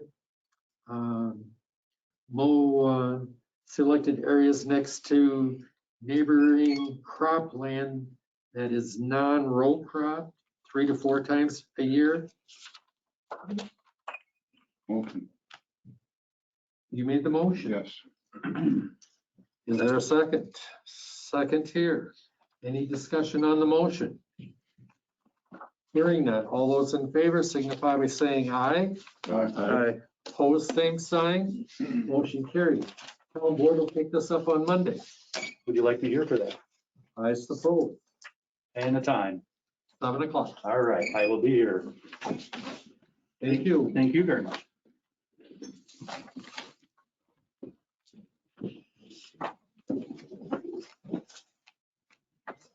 Moving on. Aaron Calais, Appleton, Michael Heavily, landowner on North Star Road, seeking concept plan approval for phase commercial development. Tabled from the July meeting. Are they online? No, I'm right here. Oh, you're here. Great.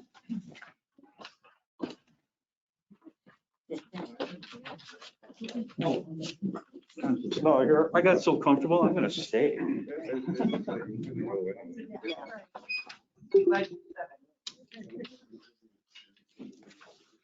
All right, give us your spiel. Good evening. My name is Aaron Fleece. I'm here on behalf of a potential purchaser of a property on North Star Road. And the sticking point on purchasing the property is whether or not this place can be converted from storm preservation to a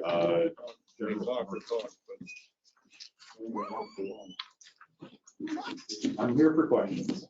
Under general commercial, what kind of uses do you want?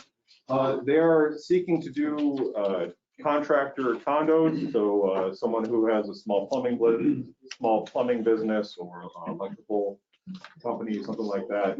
We would limit the allowed uses to not allow for hazardous materials, outside bulk storage, or anything else that the board would want us to minimize.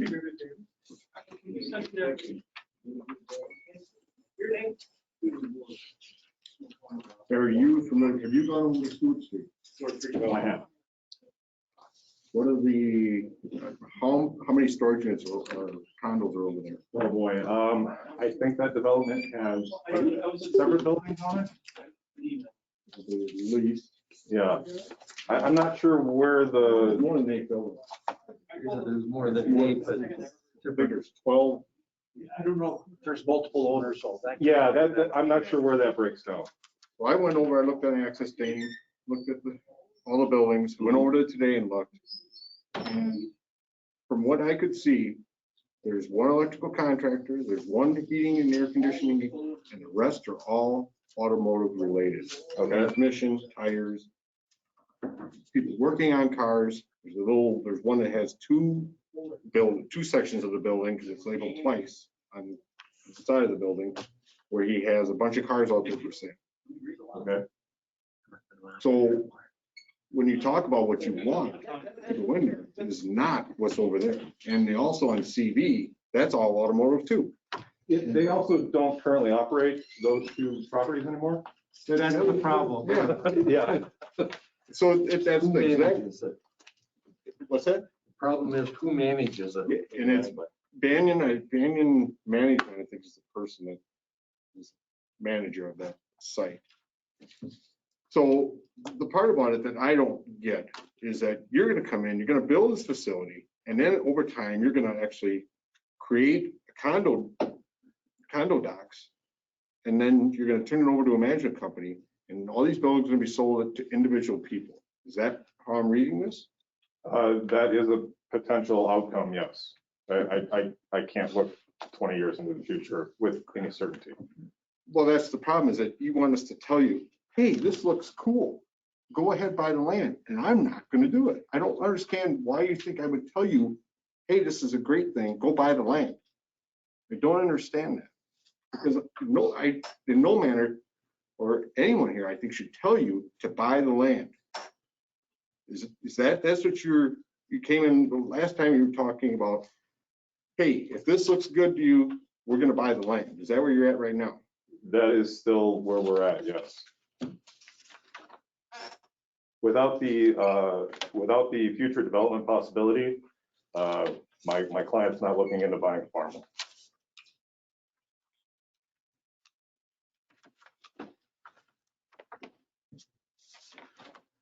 My problem is outside storage. Which we would not allow. And maintenance. As far as the grounds itself. Right, like I said, we've been over the one out by the airport and that looked absolutely hideous. I mean, it was really poorly managed. And the one over here on Stewart, that was definitely a lot better taken care of. There's some outside automotive park there, but nothing like it was over there. The airport, like I said, that was terrible. See, that's the other thing, is in order to balance this out, there's gonna have to be fees, camp fees, Yeah, I think it's basically who they get to manage it, because and pay for the manager. So pretty soon, then it becomes like, well, geez, I got this building. It's not, it's better off if I get out from this and own my own space, like what Larry's doing, or Dewey's doing, like that. People will be able to buy their space, buy the building, much like Capital Underground, and not have this potential for Abuse. And you can't control, we have a little bit of say right now with what goes in there. This is wide open. You don't have any control unless we're going to come up with a bunch of documents. Why do we want to police that? You're right.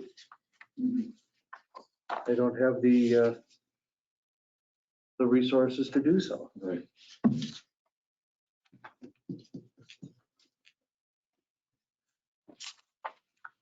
Mark, do you have any comments on this?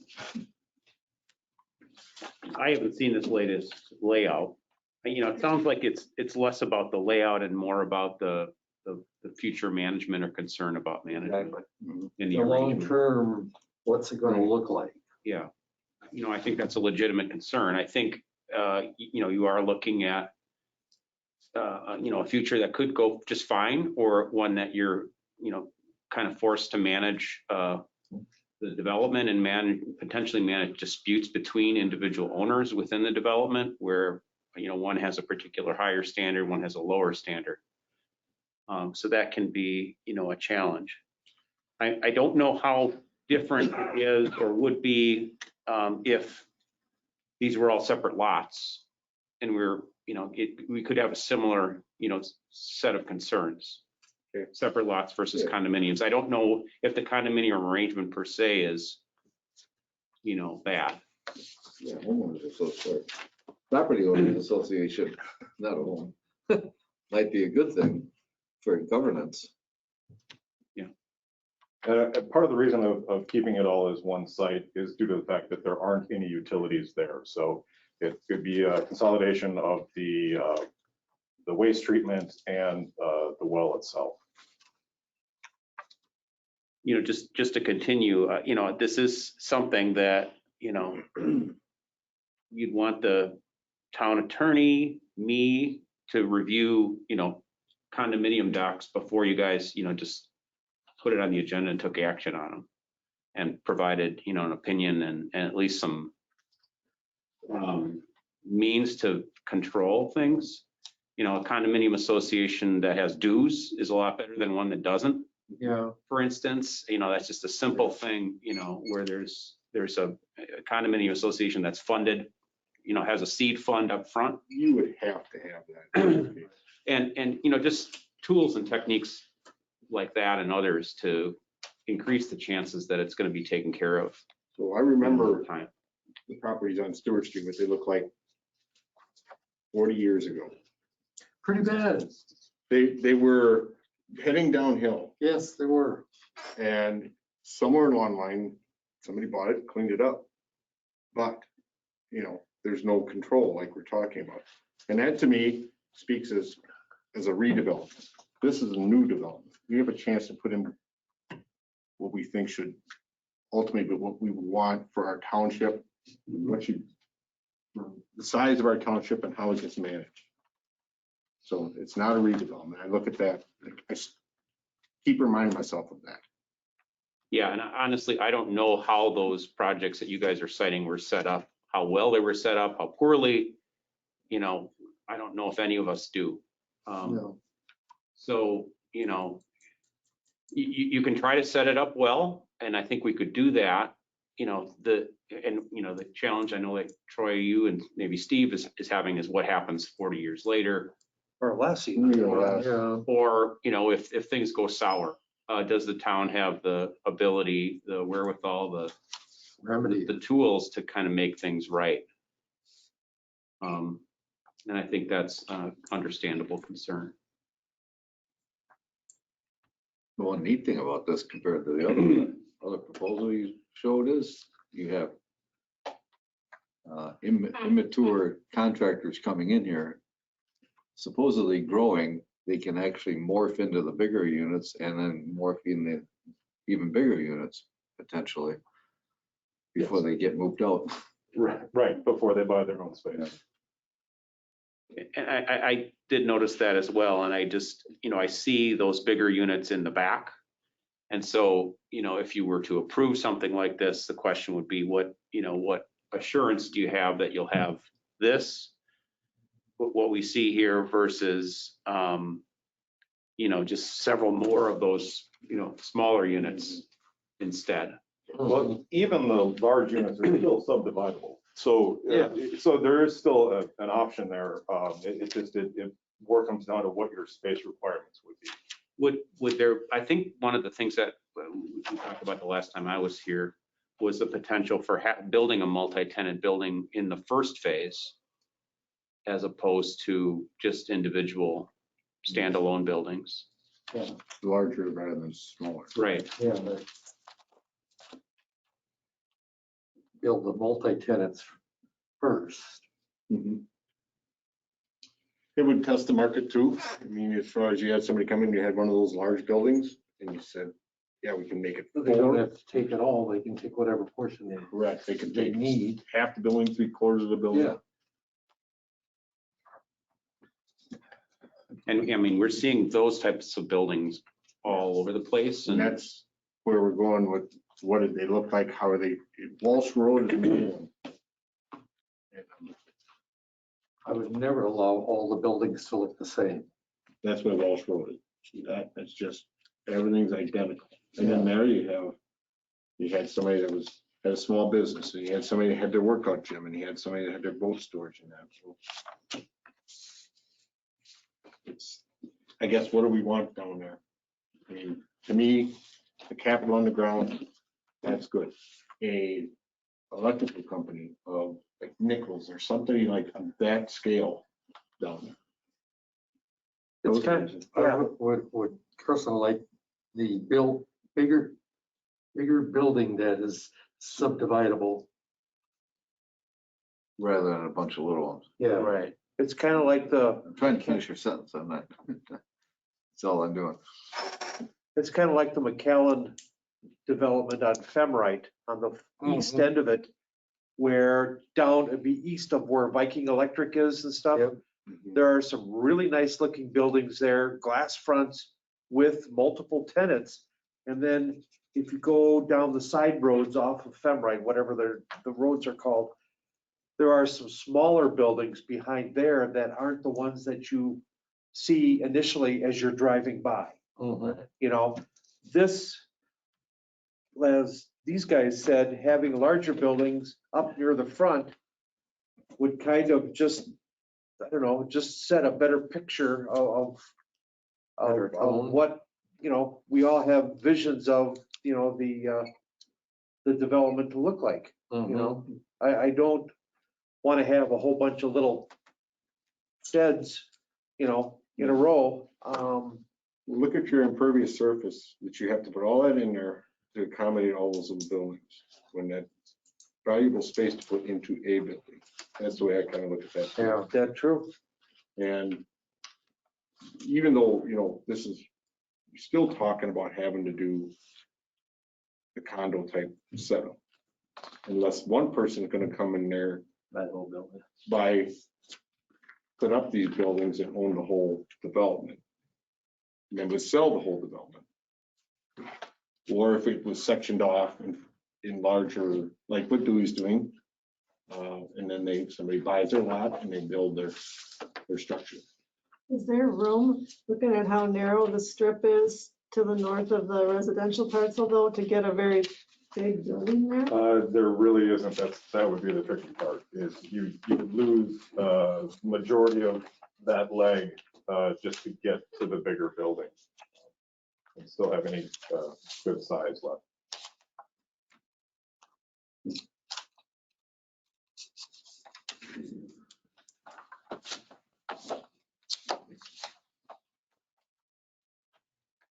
What could go in the area that's south of this parcel? Just about anything eventually, right? Planned commercial. Yeah. I view this more of a sightline presently until something gets in that section. So the back is really, in my mind, the front, because that's what you can see from the highway. Correct. So these bigger buildings are blocking this other little stuff. We've got the new building that went up for housing the cattle. Is that what's up there? Yeah. And so they've got cattle out there. How many acres is that? I don't know. You mean on that parcel south? No, I haven't seen it. Yeah, it's more, isn't it? Yeah. Yeah. I'm sorry, no. So just the way this thing lies with 12 and 18, these bigger buildings is what you're gonna see first. On the highway. Yeah, and that's just the question, Dave. I mean, to what degree are you going to tie them to this plan? Or can you tie them to this plan at the front, you know, for the future phases? Well, you mean south? No, Just this. where you see the bigger buildings that you kind of like, Yeah. you know, to what extent are you, you know, guaranteed that you're going to get buildings that big at some, you know, future date, 10, 15 years from now? I think those are some of the things you have to kind of think Even a about. bigger building if you're successful. Right. I understand the point of that Kim initially made, that north leg is pretty narrow. So to put something too substantial up there in phase one is hard from a design standpoint. But, you know, is it possible that the next field goes there? You know, is it possible there could be two multi-tenant buildings here and here? Of course, yes. Yeah. Yeah.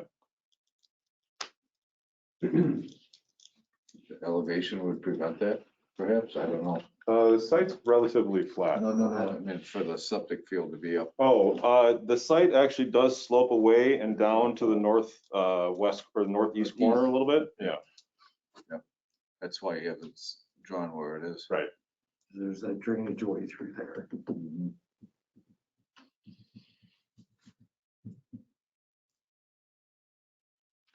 So what do you think of the concept?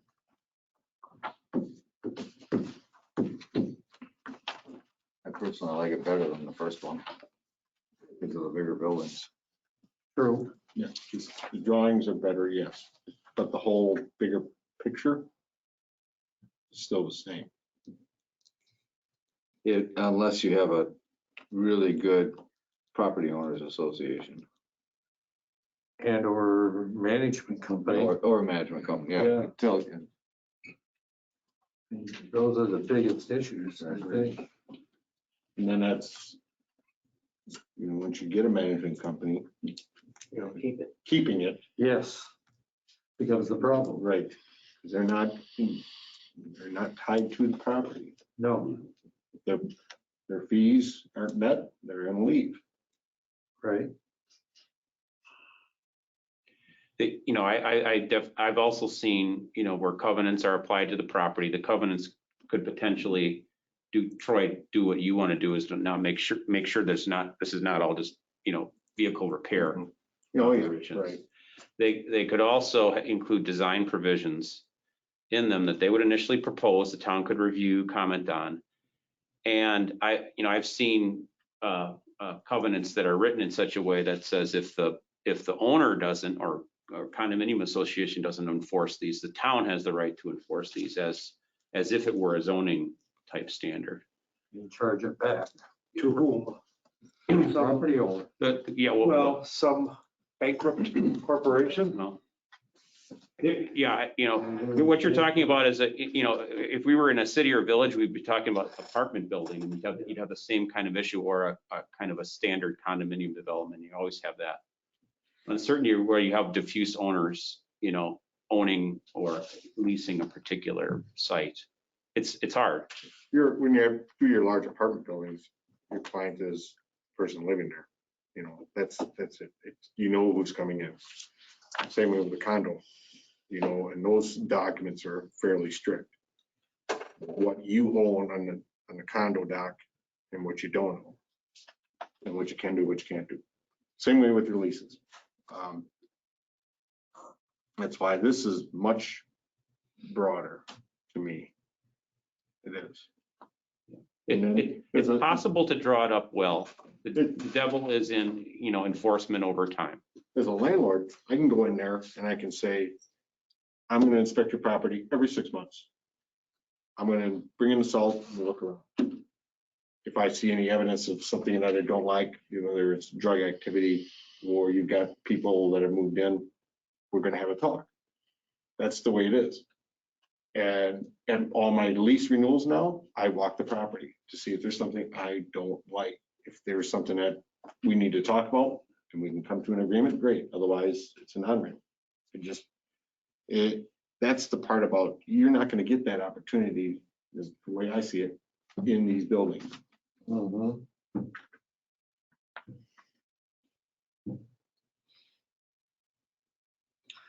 So is there concept plan approval or denial? What do you want to do? Well, so we were to approve this, we're giving them the okay to buy the land. And then he would have to come back to us with the actual Correct. site plan, and we would do our design review of the buildings and You buy the land, we reject it, and zoning. and we say, don't bring it back again. That's hypothetical.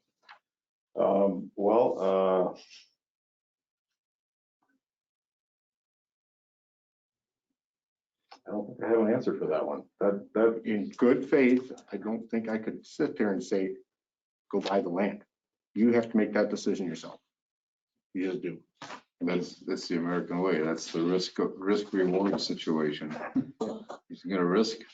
And is there Get any rewarded. concern about the one house that we have in front of it? Oh, absolutely. That's why I was wondering.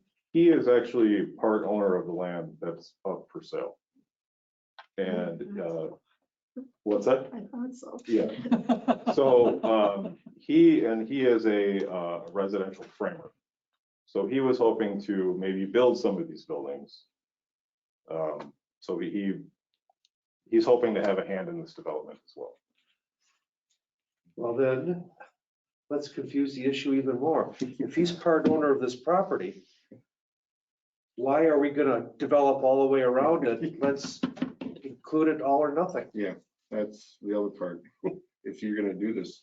do it right. Because that way it would set up everything the way I would envision it, with your nice buildings right along North Star. Get rid of the house. Correct. And few outbuildings. You could have an L-shaped feature, but then again, it comes back to, I mean, if they're gonna develop it, then they should have another plan of attack. If you need to get rid of the house, just do kind of like, in my opinion, like what Dewey's doing. Well, because if you think about it, so if he's okay with it, but then if he sells the house to somebody else that wants to live there, then they gotta live with it. So as long as it's a residence, you can't really give any, Right. you can't just listen to what he has to say. You gotta think that there could be later residents too. Right. It's still a house. If it's this. Yeah. And So I do believe this entire road is part of your future development for general commercial space, correct? Yes. Right.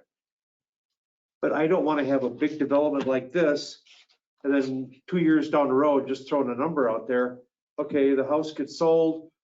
People who buy the property don't want a house, and they try and stick some sort of commercial development inside here that, it's. That's the other thing too, is what, if they sell that, what, is the house still residential? Yeah. Is it Hasn't- even? I don't know who would want to buy it, given Yeah, everything exactly. else that's going on around there, and keep it as a house. It's still residential. If they wanted to rezone it, it'd have to be rezoned to commercial. I would presume that any future owner is going to look around and realize that their environment is Building changing. in the middle of Yeah. a commercial development. Right. I mean, I agree 100%. If that property could be incorporated into the development, your opportunities for multi-tenant buildings, for, a plan that makes sense, go up, Your layout, I precipitously. couldn't agree more. Yeah. your layout gets much more. Yes. Yeah, that's it up with the layout. Marketability of the land, ability to, all of it. So is that what you want to say?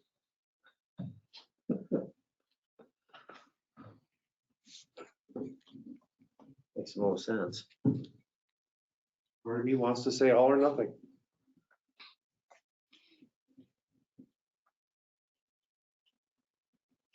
I'll make a motion then.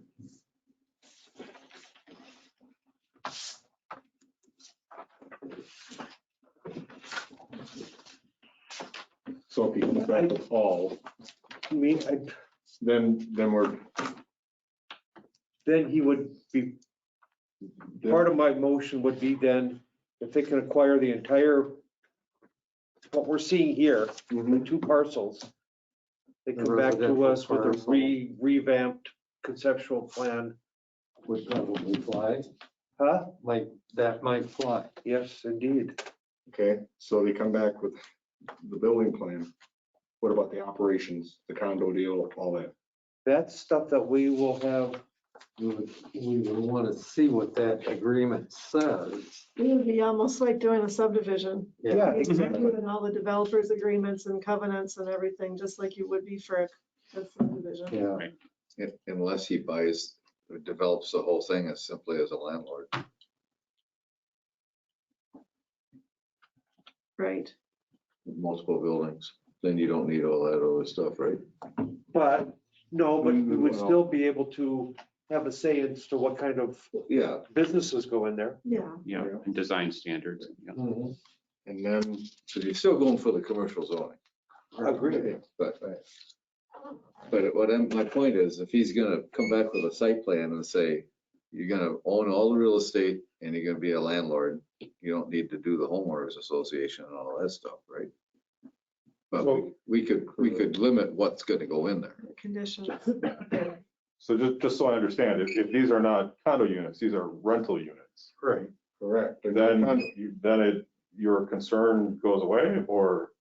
No, it's still there and everything, but when it's still, when you have, let's say your partner, whoever, the gentleman that lives there, he's actually has some skin in it. That's a little bit of the difference. Okay, he's one guy who's gonna manage all that. And if the township has a problem, the township goes to him and says, we got a problem. Sure. Other side of it, looking forward, can he sell those off individually? Or do we have that in our documents saying it's not Yeah, dividable? theoretically, he could divide it if he made that, though, that road a town road, Oh, because they have to touch town road. okay. Okay. Yeah, I mean, that's the option we So haven't really now- talked about, is that what we see as private roads could become public roads, and then there could be lots with Yeah. individual businesses owning individual lots. So now we're going down the road of more like what Dewey is doing, correct? A little bit. So he could build the units, he could rent them.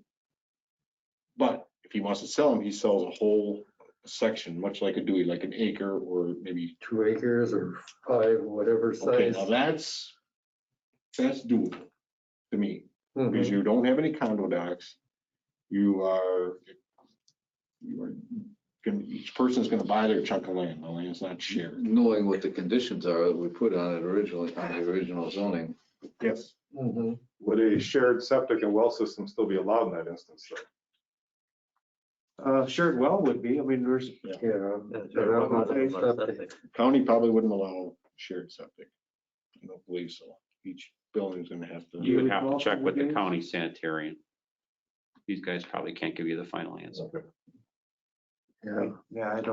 I've never run across that. I haven't Because either. now if you're putting in a drain field for each individual building, that's gonna eat up a lot of the Real property. estate. Yeah, and that's what are the other gentlemen running into, Yeah.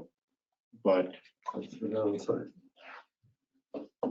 it all depends on how many people are gonna be in the building, how many toilets you're gonna have. True.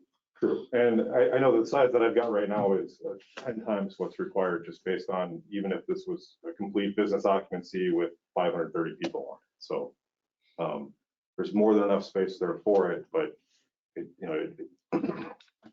certainly more efficient to have it all as one Oh, yeah. system, so. Creating open space. Yeah. And I'm really big on not having to go knock on a door and say, you've got too many vehicles here, or you need to put the vehicles inside, or something, where I'm going with this. Enforcement Enforcement. of the zoning conditions. Or Your somebody coming, dumpster's full, dump it, empty it. or somebody coming on, finding where you live and knocking on your door and go, why is this? You know what I'm saying? Yeah. Some of that is just going to be inherent in developing a business park, where people aren't there 24/7, Yeah. and people have different standards for what they want their business to look like and be like. Yeah. I don't know if condo versus no condo is, having it be no condo is going to be the ultimate solution either. No, I don't believe so, but Fewer owners is generally better than More more. owners. Yeah, I understand your point, Troy.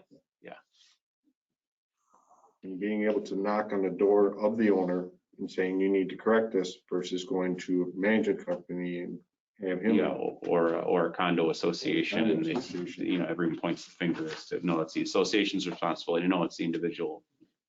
You have to work your way through the docs. I get it. What did we come up with for the concept? Motion to disapprove the current concept as presented unless, I don't know, whichever word, the applicant can acquire the existing residential property and come back to us with a plan for both parcels. That makes sense? Is there a second? No second it. Second by David. Any discussion on the motion that we would like to see the concept include the residential property in the front? We want to move it towards individual ownership. This is just to show, Okay. yeah, that Because- part down a ways, that portion is down a ways. Because I know Dewey started with lotting his land out, this one's starting with the building. This is just a concept. This isn't, Okay, this that's isn't fine. a site plan. This is just a Correct, yeah, concept. this is not set in stone. No, no, I'm fine.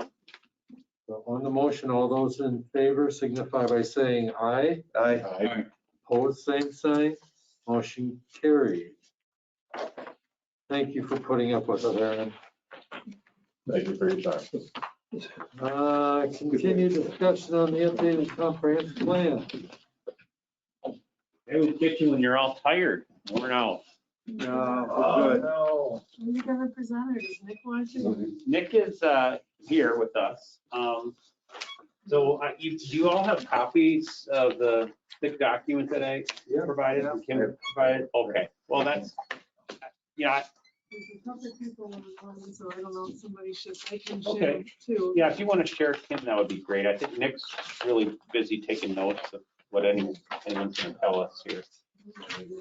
So maybe I can start with talking a little bit about the schedule, and we can talk about the plan, and then we can talk about the schedule again. One of the things is, you remember last time we talked, we were sort of wondering whether it would be a better approach to adopt the plan and then finish the city boundary agreement and then revise the plan, or whether it would be better to Town board has it on their agenda for the first. Okay, oh, you mean the boundary agreement or The IGA, if we want to move forward or not. okay, so that will be resolved at least conceptually. Yeah.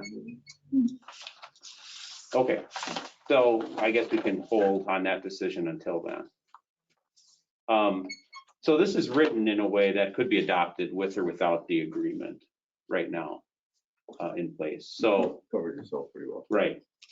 So in terms of the content of it, what I tried to do in the memo is highlight those sections or programs that were new or significantly different from the 2015 comp plan, to try to zero in on, which of the 65 pages you might want to focus in on.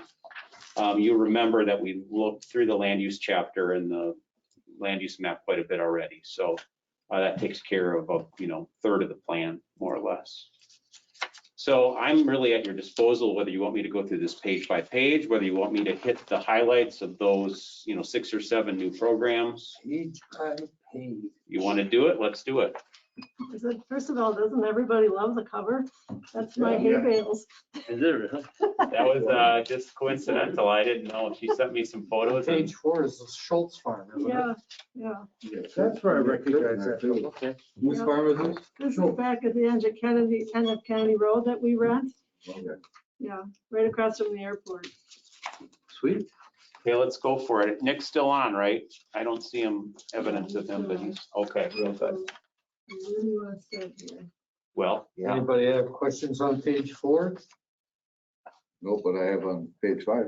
So do I. You can go first. First bullet, I think you have the wrong side of Madison. Oh, look at that. East side of Madison. There you go. Thank you very much. Directionally challenged there. Geography was a little. Glad you read it.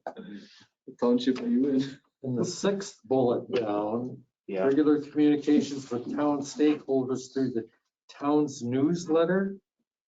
We don't have a newsletter. Just our annual report newsletter is all we have.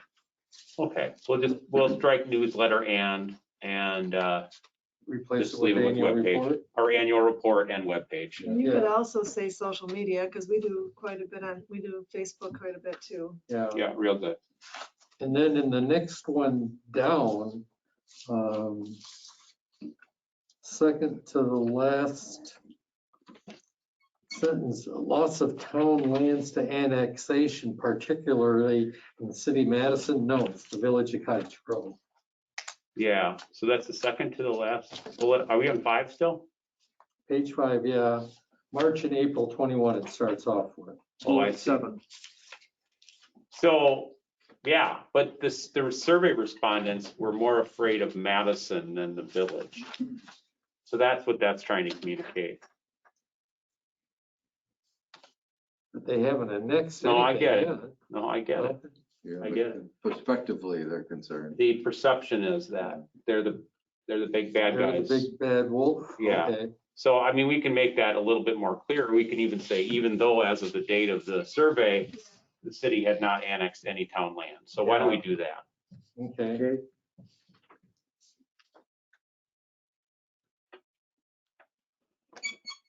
Anything on page 6 for anyone?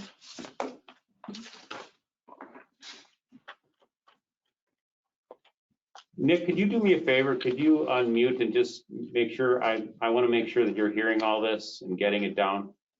Yep, can hear everything. Can you hear me? Yeah. Perfect. Yeah, I can hear you. Okay, real good. I just didn't want to get an hour into this and realize you'd gone to bed. Long break. All right, let's keep going then. On page 7, the last sentence in the middle paragraph. Yeah. We're talking one home per 35 is envisioned as land envisioned in and around areas of existing subdivisions with particular focus on lands south. Should that be north? No, it'd be south. Because that's, Yeah, that's, that's where we're talking about, like, where the New Vinny subdivision is south and then east of the village, looking in back of Steve and on the map, I guess. Okay. What they were talking about, and like the Where you've gotten, next 40 years. where you had the last two residential Right. subdivisions, Right. east 20-year plan. of the village and south of the village. correct. Okay. Yep. Page 8, third bullet down, consider nominating an agricultural enterprise area. I don't ever see that happening here. Okay. Yeah, I know you had a discussion when I wasn't around. Oh, I do if, I know we can go around and around on this. I do if eventually it becomes a very good blocking mechanism for large solar fields. Won't right now, right? But It could be an argument that you invested in this land being agriculture and not solar fields at the PSC level, whether it work or not, I don't know. that was my main concern over this little one. It's a little one. Yeah. If it were a big one and it impacted the economics of an existing agricultural operation, I would have severe problems with it. Yeah. But it doesn't, so. Then ag enterprise is there any mining related to that? Mining? Mining. Okay, good. It's not really connected with that. No. Advanced safe bicycling and walking in the town? You gonna do that? You gonna change some of your roads? No? Yeah, We're these discussing it. are summaries of bigger programs. So I guess I would maybe, let's give it a shot to talk about when the program comes up, because there's a paragraph or two on each one of these. And then you could maybe be in a better position to judge whether these are good, bad, or otherwise. So for instance, the biking thing is on page 47, where it actually gets described. We could strike them here and just strike them there, but I guess the way I look at it is, I don't know that it's gonna go anywhere, but the perception of leaving it in, at least we're open to the idea of working somehow toward that. I mean, because if we just shut the door completely, I think it's gonna send the wrong message to those who really want it, even though they might not be fully educated as to the costs involved and everything else like that. But if, we haven't shut the door on it, I don't know that it would be a bad thing to leave it in. not to bounce you around too much, but the idea is when you do hop to page 47, it's partner on implementation of the connector between the Cap City Trail and the Glacial Drumlin Trail. Plan for safe trail and road connections from the two main residential development areas in the towns, east and south to that glacial drumlin trail. Could be on road, could be off. You guys have talked about upgrades to the town land division code to prioritize certain future roads and new subdivisions for bikers and walkers. So it's, you know, it's a series of ideas that I just sort of packaged together under that umbrella. You know, and if you don't want it, you don't want it, but that was the idea. Anything on 10? So on 8, if you decide later on you don't want this program, I'll make sure it gets deleted on 8, because that's just a summary of all that stuff. Okay. How about on 11? Fourth one down, the different tool for permanently preserving agricultural machinery. As I recall, when we had those landowners in, they didn't want a third party on that deed restriction. Some don't. I wasn't here, so I don't. That was when Todd Violante came to talk with you guys. I don't think it was very definitive and all on them, but I don't think anybody pushed for it. Yeah. I think everyone questioned how's it get done, and we didn't have any answers. Yeah, well, I know. I mean, I wrote one up recently just outside of Middleton for the town of Springfield.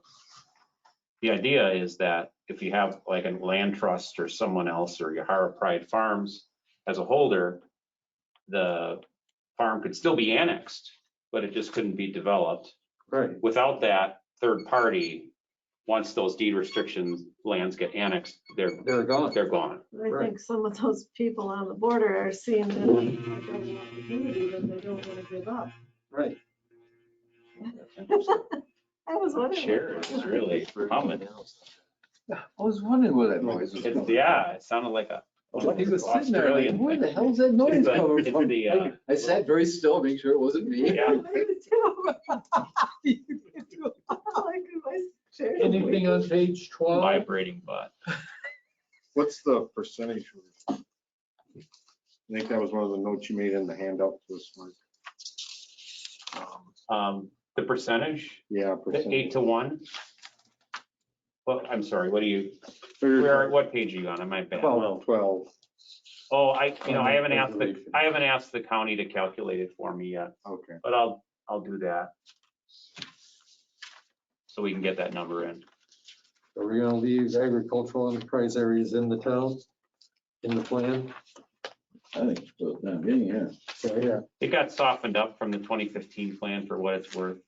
It was more that we're gonna do it. Yeah, probably had it in the plan because it was brand new at that time. It was newer, that's for sure. Anything on 13 or 14? In 15, under number 4, I guess I was wondering how we can promoting new building styles consistent with historic style. Oh, yeah, that's an old idea. Are we going to tell the developer that when he comes in, he's got to build 2-story, or there got to be ranch, or?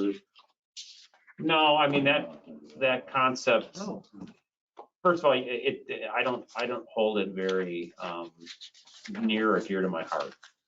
The idea, and because it's very confusing, I provided an example. So, you know, if you have houses with a shared driveway to cluster them in such a way that it might look like a collection of buildings on a traditional farmstead, you know, and into the driveway. So,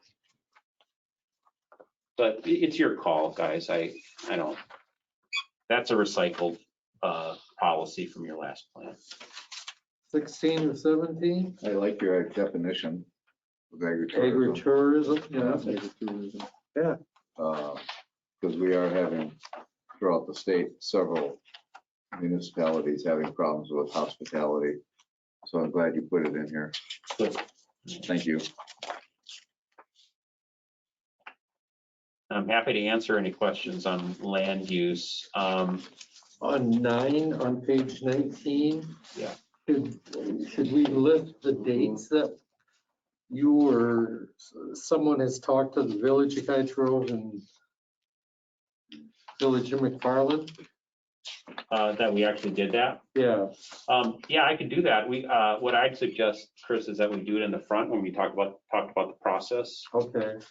So I can mention the dates, on this date, on this date, and this date. So we talked to 4 of them, 2 villages and 1 city, and then Nick and I had an extended conversation with Pam with the county too.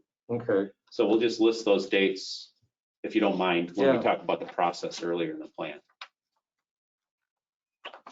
Because somebody will read it and say, well, when did you do that? And I'm going, I don't know. Yeah, well, just to be clear, you guys didn't do it. No. I did, yeah. Right. Nick and I did it. And that part about, when he was talking about requiring houses to look like farmhouses and stuff like that. That you said you pulled out an old plan, but that was something you mentioned about him being Nora Road. The rustic road. The rustic road. Rustic road. Yeah. Minimize the development on that, or? Yeah. Well, that's sort of the general concept with the rustic road is that you try not to load them up with development. Or to at least hide them a little bit. Right. Okay.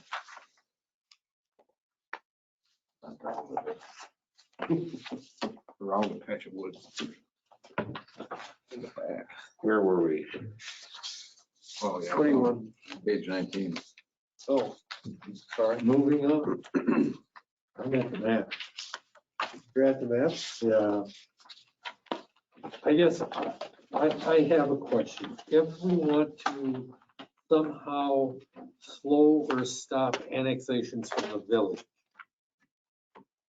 I'm wondering, like on north of Gaston Road, we have 3 subdivisions spread out. So they're probably gonna, I could see them annexing the center part up to the interstate. Yeah, I see what you're saying. If we don't want them to do that and we want to keep it in residential, how do we get that landowner to look at the town rather than the village for that development? Well, I suppose one thing that you require that the village doesn't is the purchase of development rights to develop subdivisions. Right. So you could, in theory, designate an area that you wanted to incentivize or remove that disincentive. Or do you increase it? Just for that ratio, just for that area to make it more attractive. Yeah. 10 to 1, 12 to 1, something. Whatever to get that stop so that they don't keep annexing. But would the village approve it under ETJ anyway? Well, they can disapprove it, but they can't stop it. Isn't that correct? Well, the authority of villages and cities to reject subdivisions at their border is getting pretty weak, right? You can't reject it because you don't like the density of it. You can't reject it because it doesn't have sidewalk or other curb and gutter or other urban improvements. Yeah. They rattle sabers, and I'm sure they would try to stop it. But yeah, I think the authorities are getting less, and I think that's why cities like Madison are saying we better come to the table because they used to, I think there's a case that we cite in our planning world, Gordy Boucher versus City of Madison, that they attempted to use extraterritorial powers to stop 151 on 151, and they got the court shot them down. Right. So I think the cities and villages, especially adjacent towns, want you to believe and want property owners to believe that you can't do anything with your land. But I think that's kind of weak. And then it's a question of do you want to fight City Hall or Village Hall? Yeah. Well, I guess I'm wondering, do we have somewhere that we're planning that neighborhood development that maybe we should try something like that to stop the annexation, and it's going to be developed anyway? Yeah, I mean, you could have a criteria in your TDR program that said if property is within, pick a number, 1,310 feet of a city or village boundary, the ratio jumps to 12-1, Or you don't need one. or you don't need one.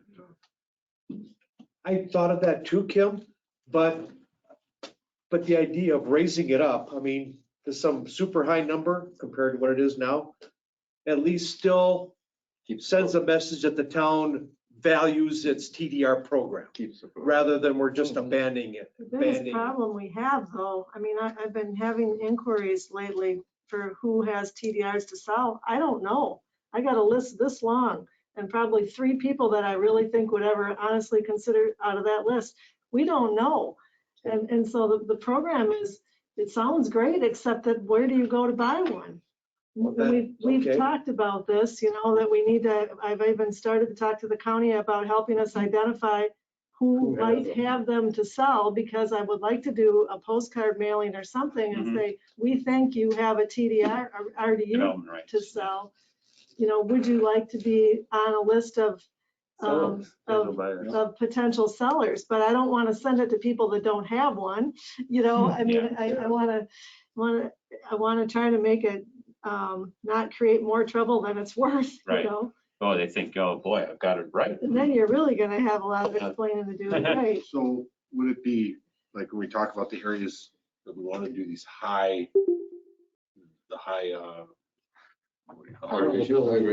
ratios, do we want to put that in a different color? Well, that's what I was thinking. Well, yeah. You know, what We could could you? say this is an area, definitely, you're in an area for high density. So I like that. There's 2 arguments that way, you know, one, I would assume that, well, I don't know. I know the county, many in the county think the ratio at 8-1 is plenty high enough. Yeah. And so, you know, you've got to satisfy different masters. Would it be better if it were just a written policy and figure that says if you're within 1,300 feet, rather than advertising it that way? I don't know. Oh, I see. Or just to make them like more high priority. I mean, there's priority to develop those in the town because it's got serves multi purposes to get that developed in the town, you know. Yeah. It's a protective measure, I guess. Yeah. Yeah, I mean, you could do it either way. I'm thinking of the way that'll get it approved the easiest. You're thinking of the way that will maybe advertise to those owners that they've got, you know, a better deal if they stay with the town. Yeah. Yeah, they might have a better deal already. They don't have to do well. I mean, city water and city sewer, village sewer, because it might be cheaper in the long run.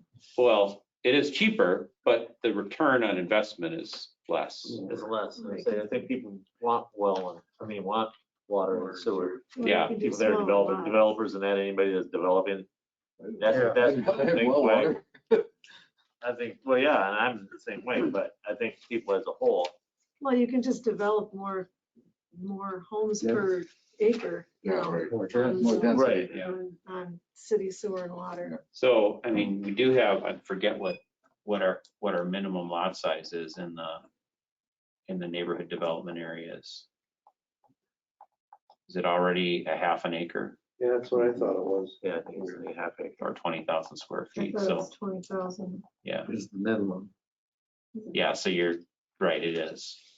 So you're not gonna be able to go lower than that. I don't think the county has a zoning district that goes lower than that for a single family house on well and septic. Yeah. You asked me the question earlier, Chris, and if you would have said, oh, our minimum lot size is 1.5 acres, I would say, well, that's too big. But Because I think the only way we stop annexation is if we develop it before they do. right. Exactly. And they're gonna develop it. Yeah, I think it will happen.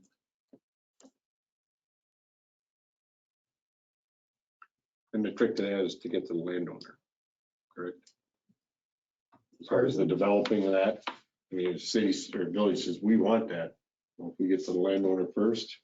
Well, it's gonna be a developer that's gonna get to the landowner either way. You know, the village doesn't go to them any more than the town does. It's the developers. No, yeah. So we had to find a developer that's willing to work with the town. That's gonna be tough, I see. And a landowner that's willing to sell to them. Yeah. You know? And the price that works out for them. Well, I mean, Hamburg owns everything going up to Gas Road, you know, through that area we're looking at for the most Pretty part. much. McAllen. And McAllen owns this over here. And Ellery's got a little bit to the north yet. But he'll sell to Hamburg because he's the one that sold everything to Hamburg in the first place. Because I'm guessing they probably already had discussion. I mean, in addition to, you know, the letter you're talking about, Kim, to potential sellers of rights, you know, you could certainly send a letter. It's not many, you know, it's a handful of owners really we're talking about, saying, hey, did you know that we just increased the incentives to develop in the town?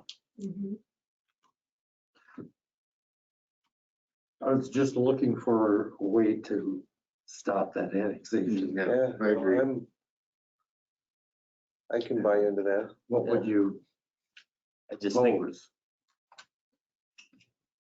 I mean, I came up with ideas at the end of the plan. They're carryover ideas for slowing annexation. I mean, obviously a boundary agreement is one way to do it, but you know, again, without bouncing to encourage for further town subdivision development and explore town utility service. We've talked about that before. You know, big investment. Yeah. Purchase of development rights, another big investment. Show up at village plan commission meetings when annexations are proposed and, you know, guilt them. What are you doing to us? They have no shame. We talked about the property owners, guilt the property owners. But that's the, Yeah. there's not a ton of tools. You either develop it or you keep, you know, own it basically, or get the development rights off of it. So I don't know if there's an area that we should try and do something like that. I think any area that's potentially in danger, you know, like you said, up there north of Gaston Road. Anything They have on the Meyer west end, Road. on the west end of the township. Yeah, I mean, everything between Bass Road and Vilas Road that's not already developed. Yeah.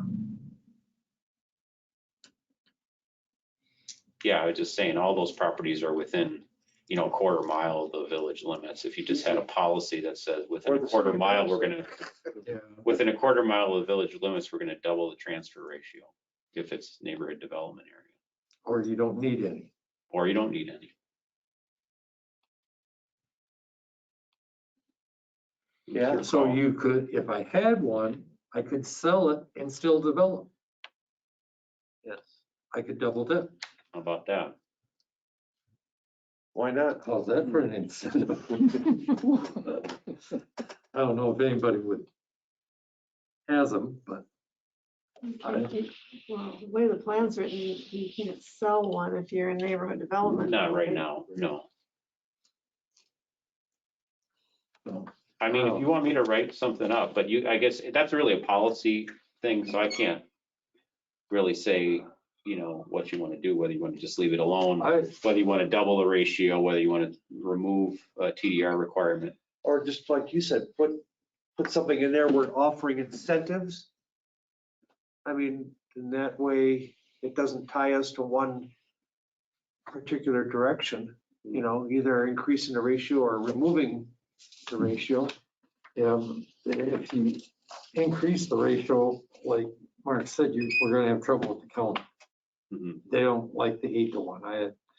We had a hard enough time getting that. That's true. I guess I would be more inclined to, you don't need it in that specific area that we're trying to city development.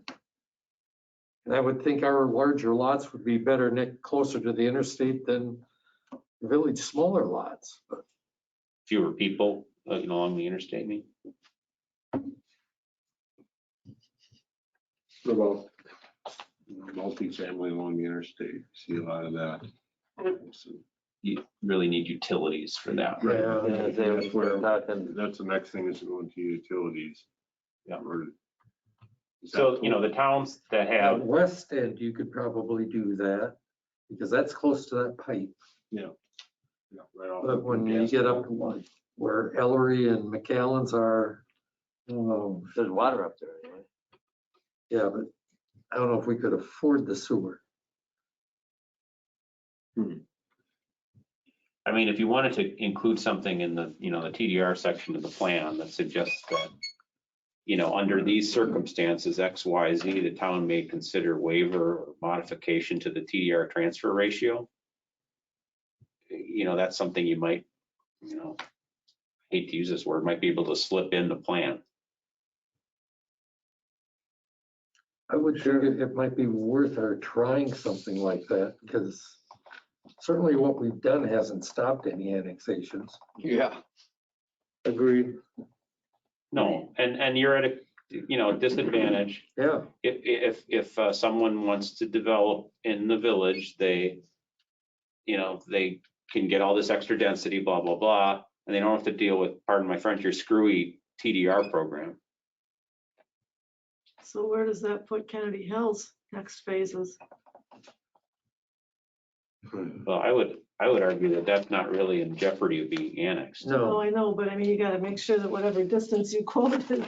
Oh, right, doesn't Doesn't get them to that point. Yeah, well, it doesn't right now. And I'd just get as far as you. Yeah, well, then I'll be more reason to move. And what? I don't need many more either, let me tell you. So the thought of doing like a trade where anything where you would have something closer for the in the annex area where we would increase the density. If you did 10 there, you took 2 away from the 8 and went to 6. No, I wouldn't, that's too convoluted. Okay. Yeah, I'll leave it. I'd rather say if you're within, I don't know, 1,200 feet, 1,300 feet of village land, and you're gonna develop in a town, you don't need it. I don't know. I think that's the only thing that would be a true incentive. Yeah, yeah. Makes their economics work better. Right. And I think that might be something that we could sell the county, we could sell the county on, is saying, hey, this is land that's gonna develop anyway. Yeah. We've already designated it for development for many years. Mm-hmm. We've Watched lost, everything we've next to lost, the you see what going we've lost, trying to, I think that you could probably sell, right?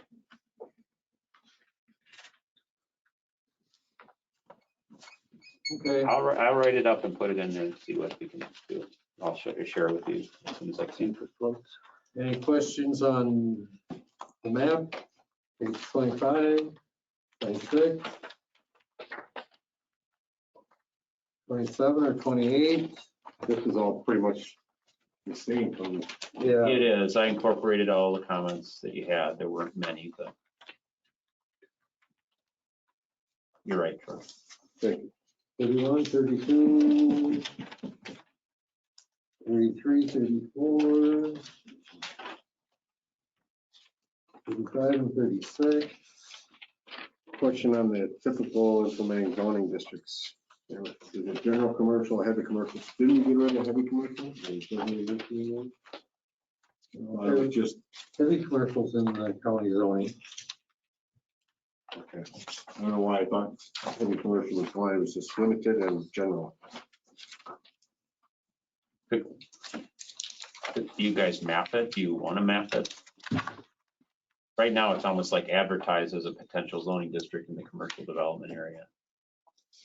We could remove it from there, I guess, if that's what you're thinking. On page 34, by the way. Getting rid of the typical implementing? Right.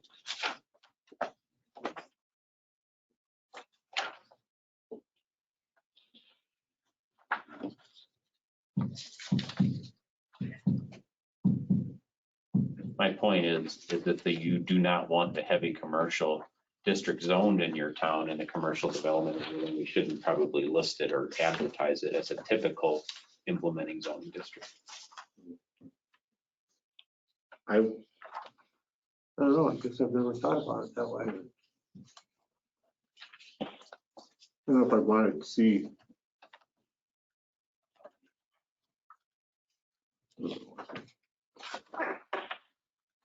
What is capital underground?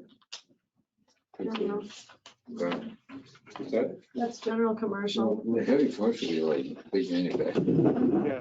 And you Heavy typically need commercial, Sewer and water for that. You have cemeteries, colony house, contractor landscaping, buildings, trade operations, daycare centers, freight bus terminals, governmental, institutional, religious, nonprofit, indoor entertainment or assembly, indoor sales, indoor storage and repair, institutional, residential, light industrial, off-site parking, office uses, outdoor sales, display or repair, outdoor storage, personal or professional service, personal storage facilities, mini warehouses, transit or tourist lodging, hotel, I guess, transportation, utility, communication, utility service, vehicle repair, maintenance, vets, warehouse and distribution.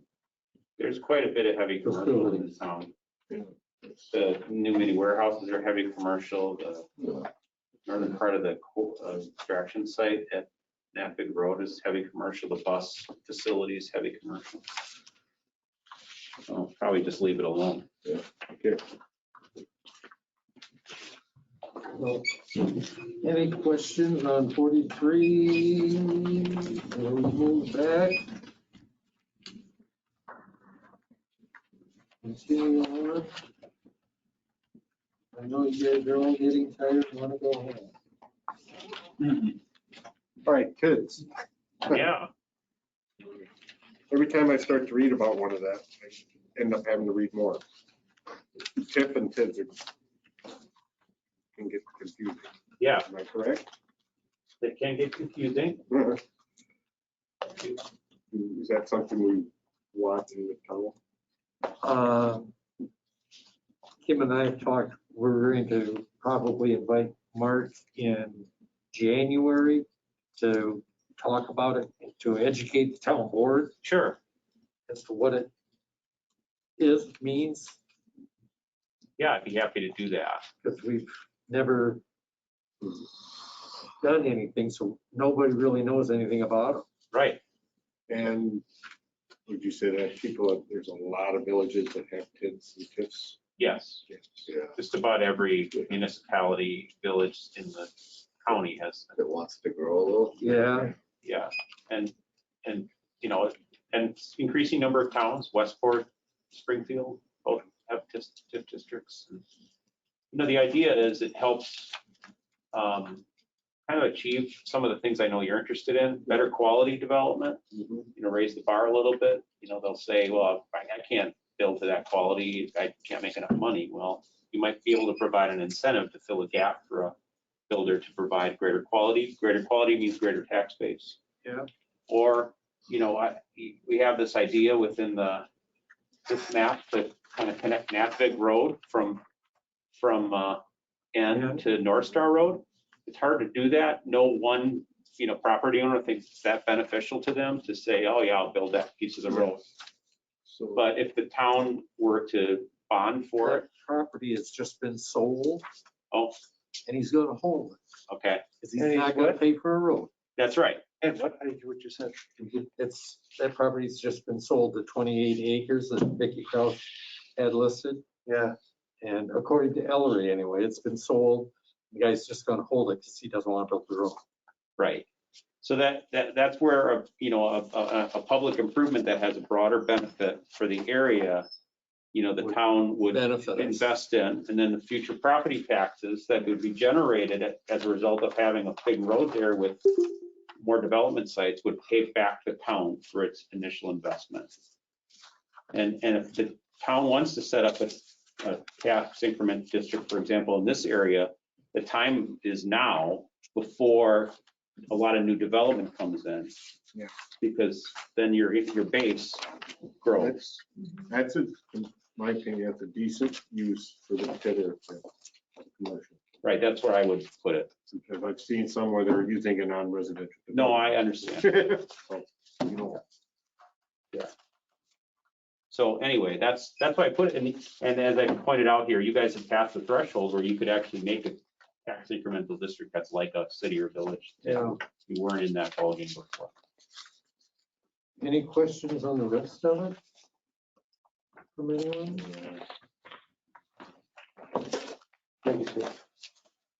Okay.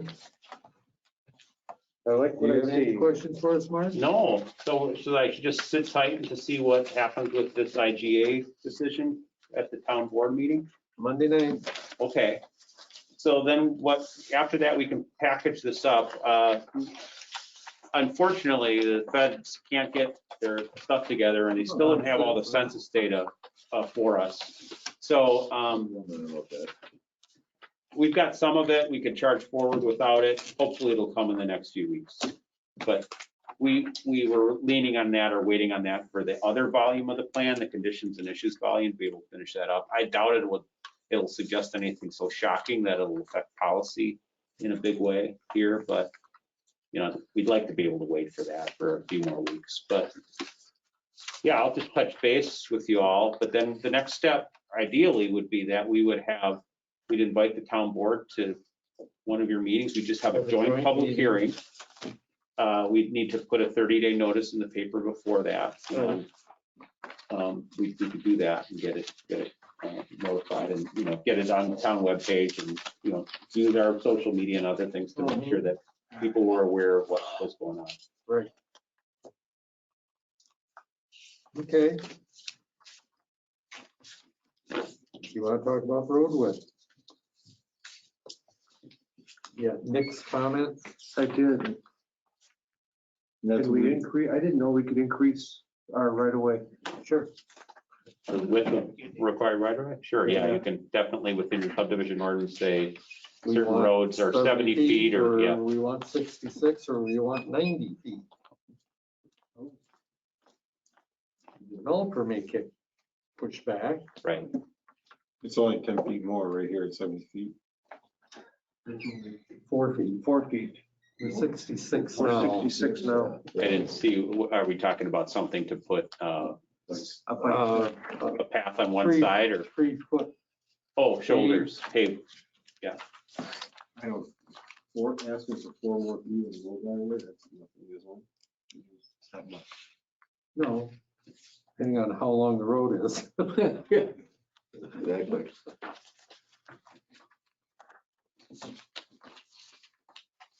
And I'm thinking those we would just do it on collector streets. Yeah. Right. The big stuff. Yeah. Yeah.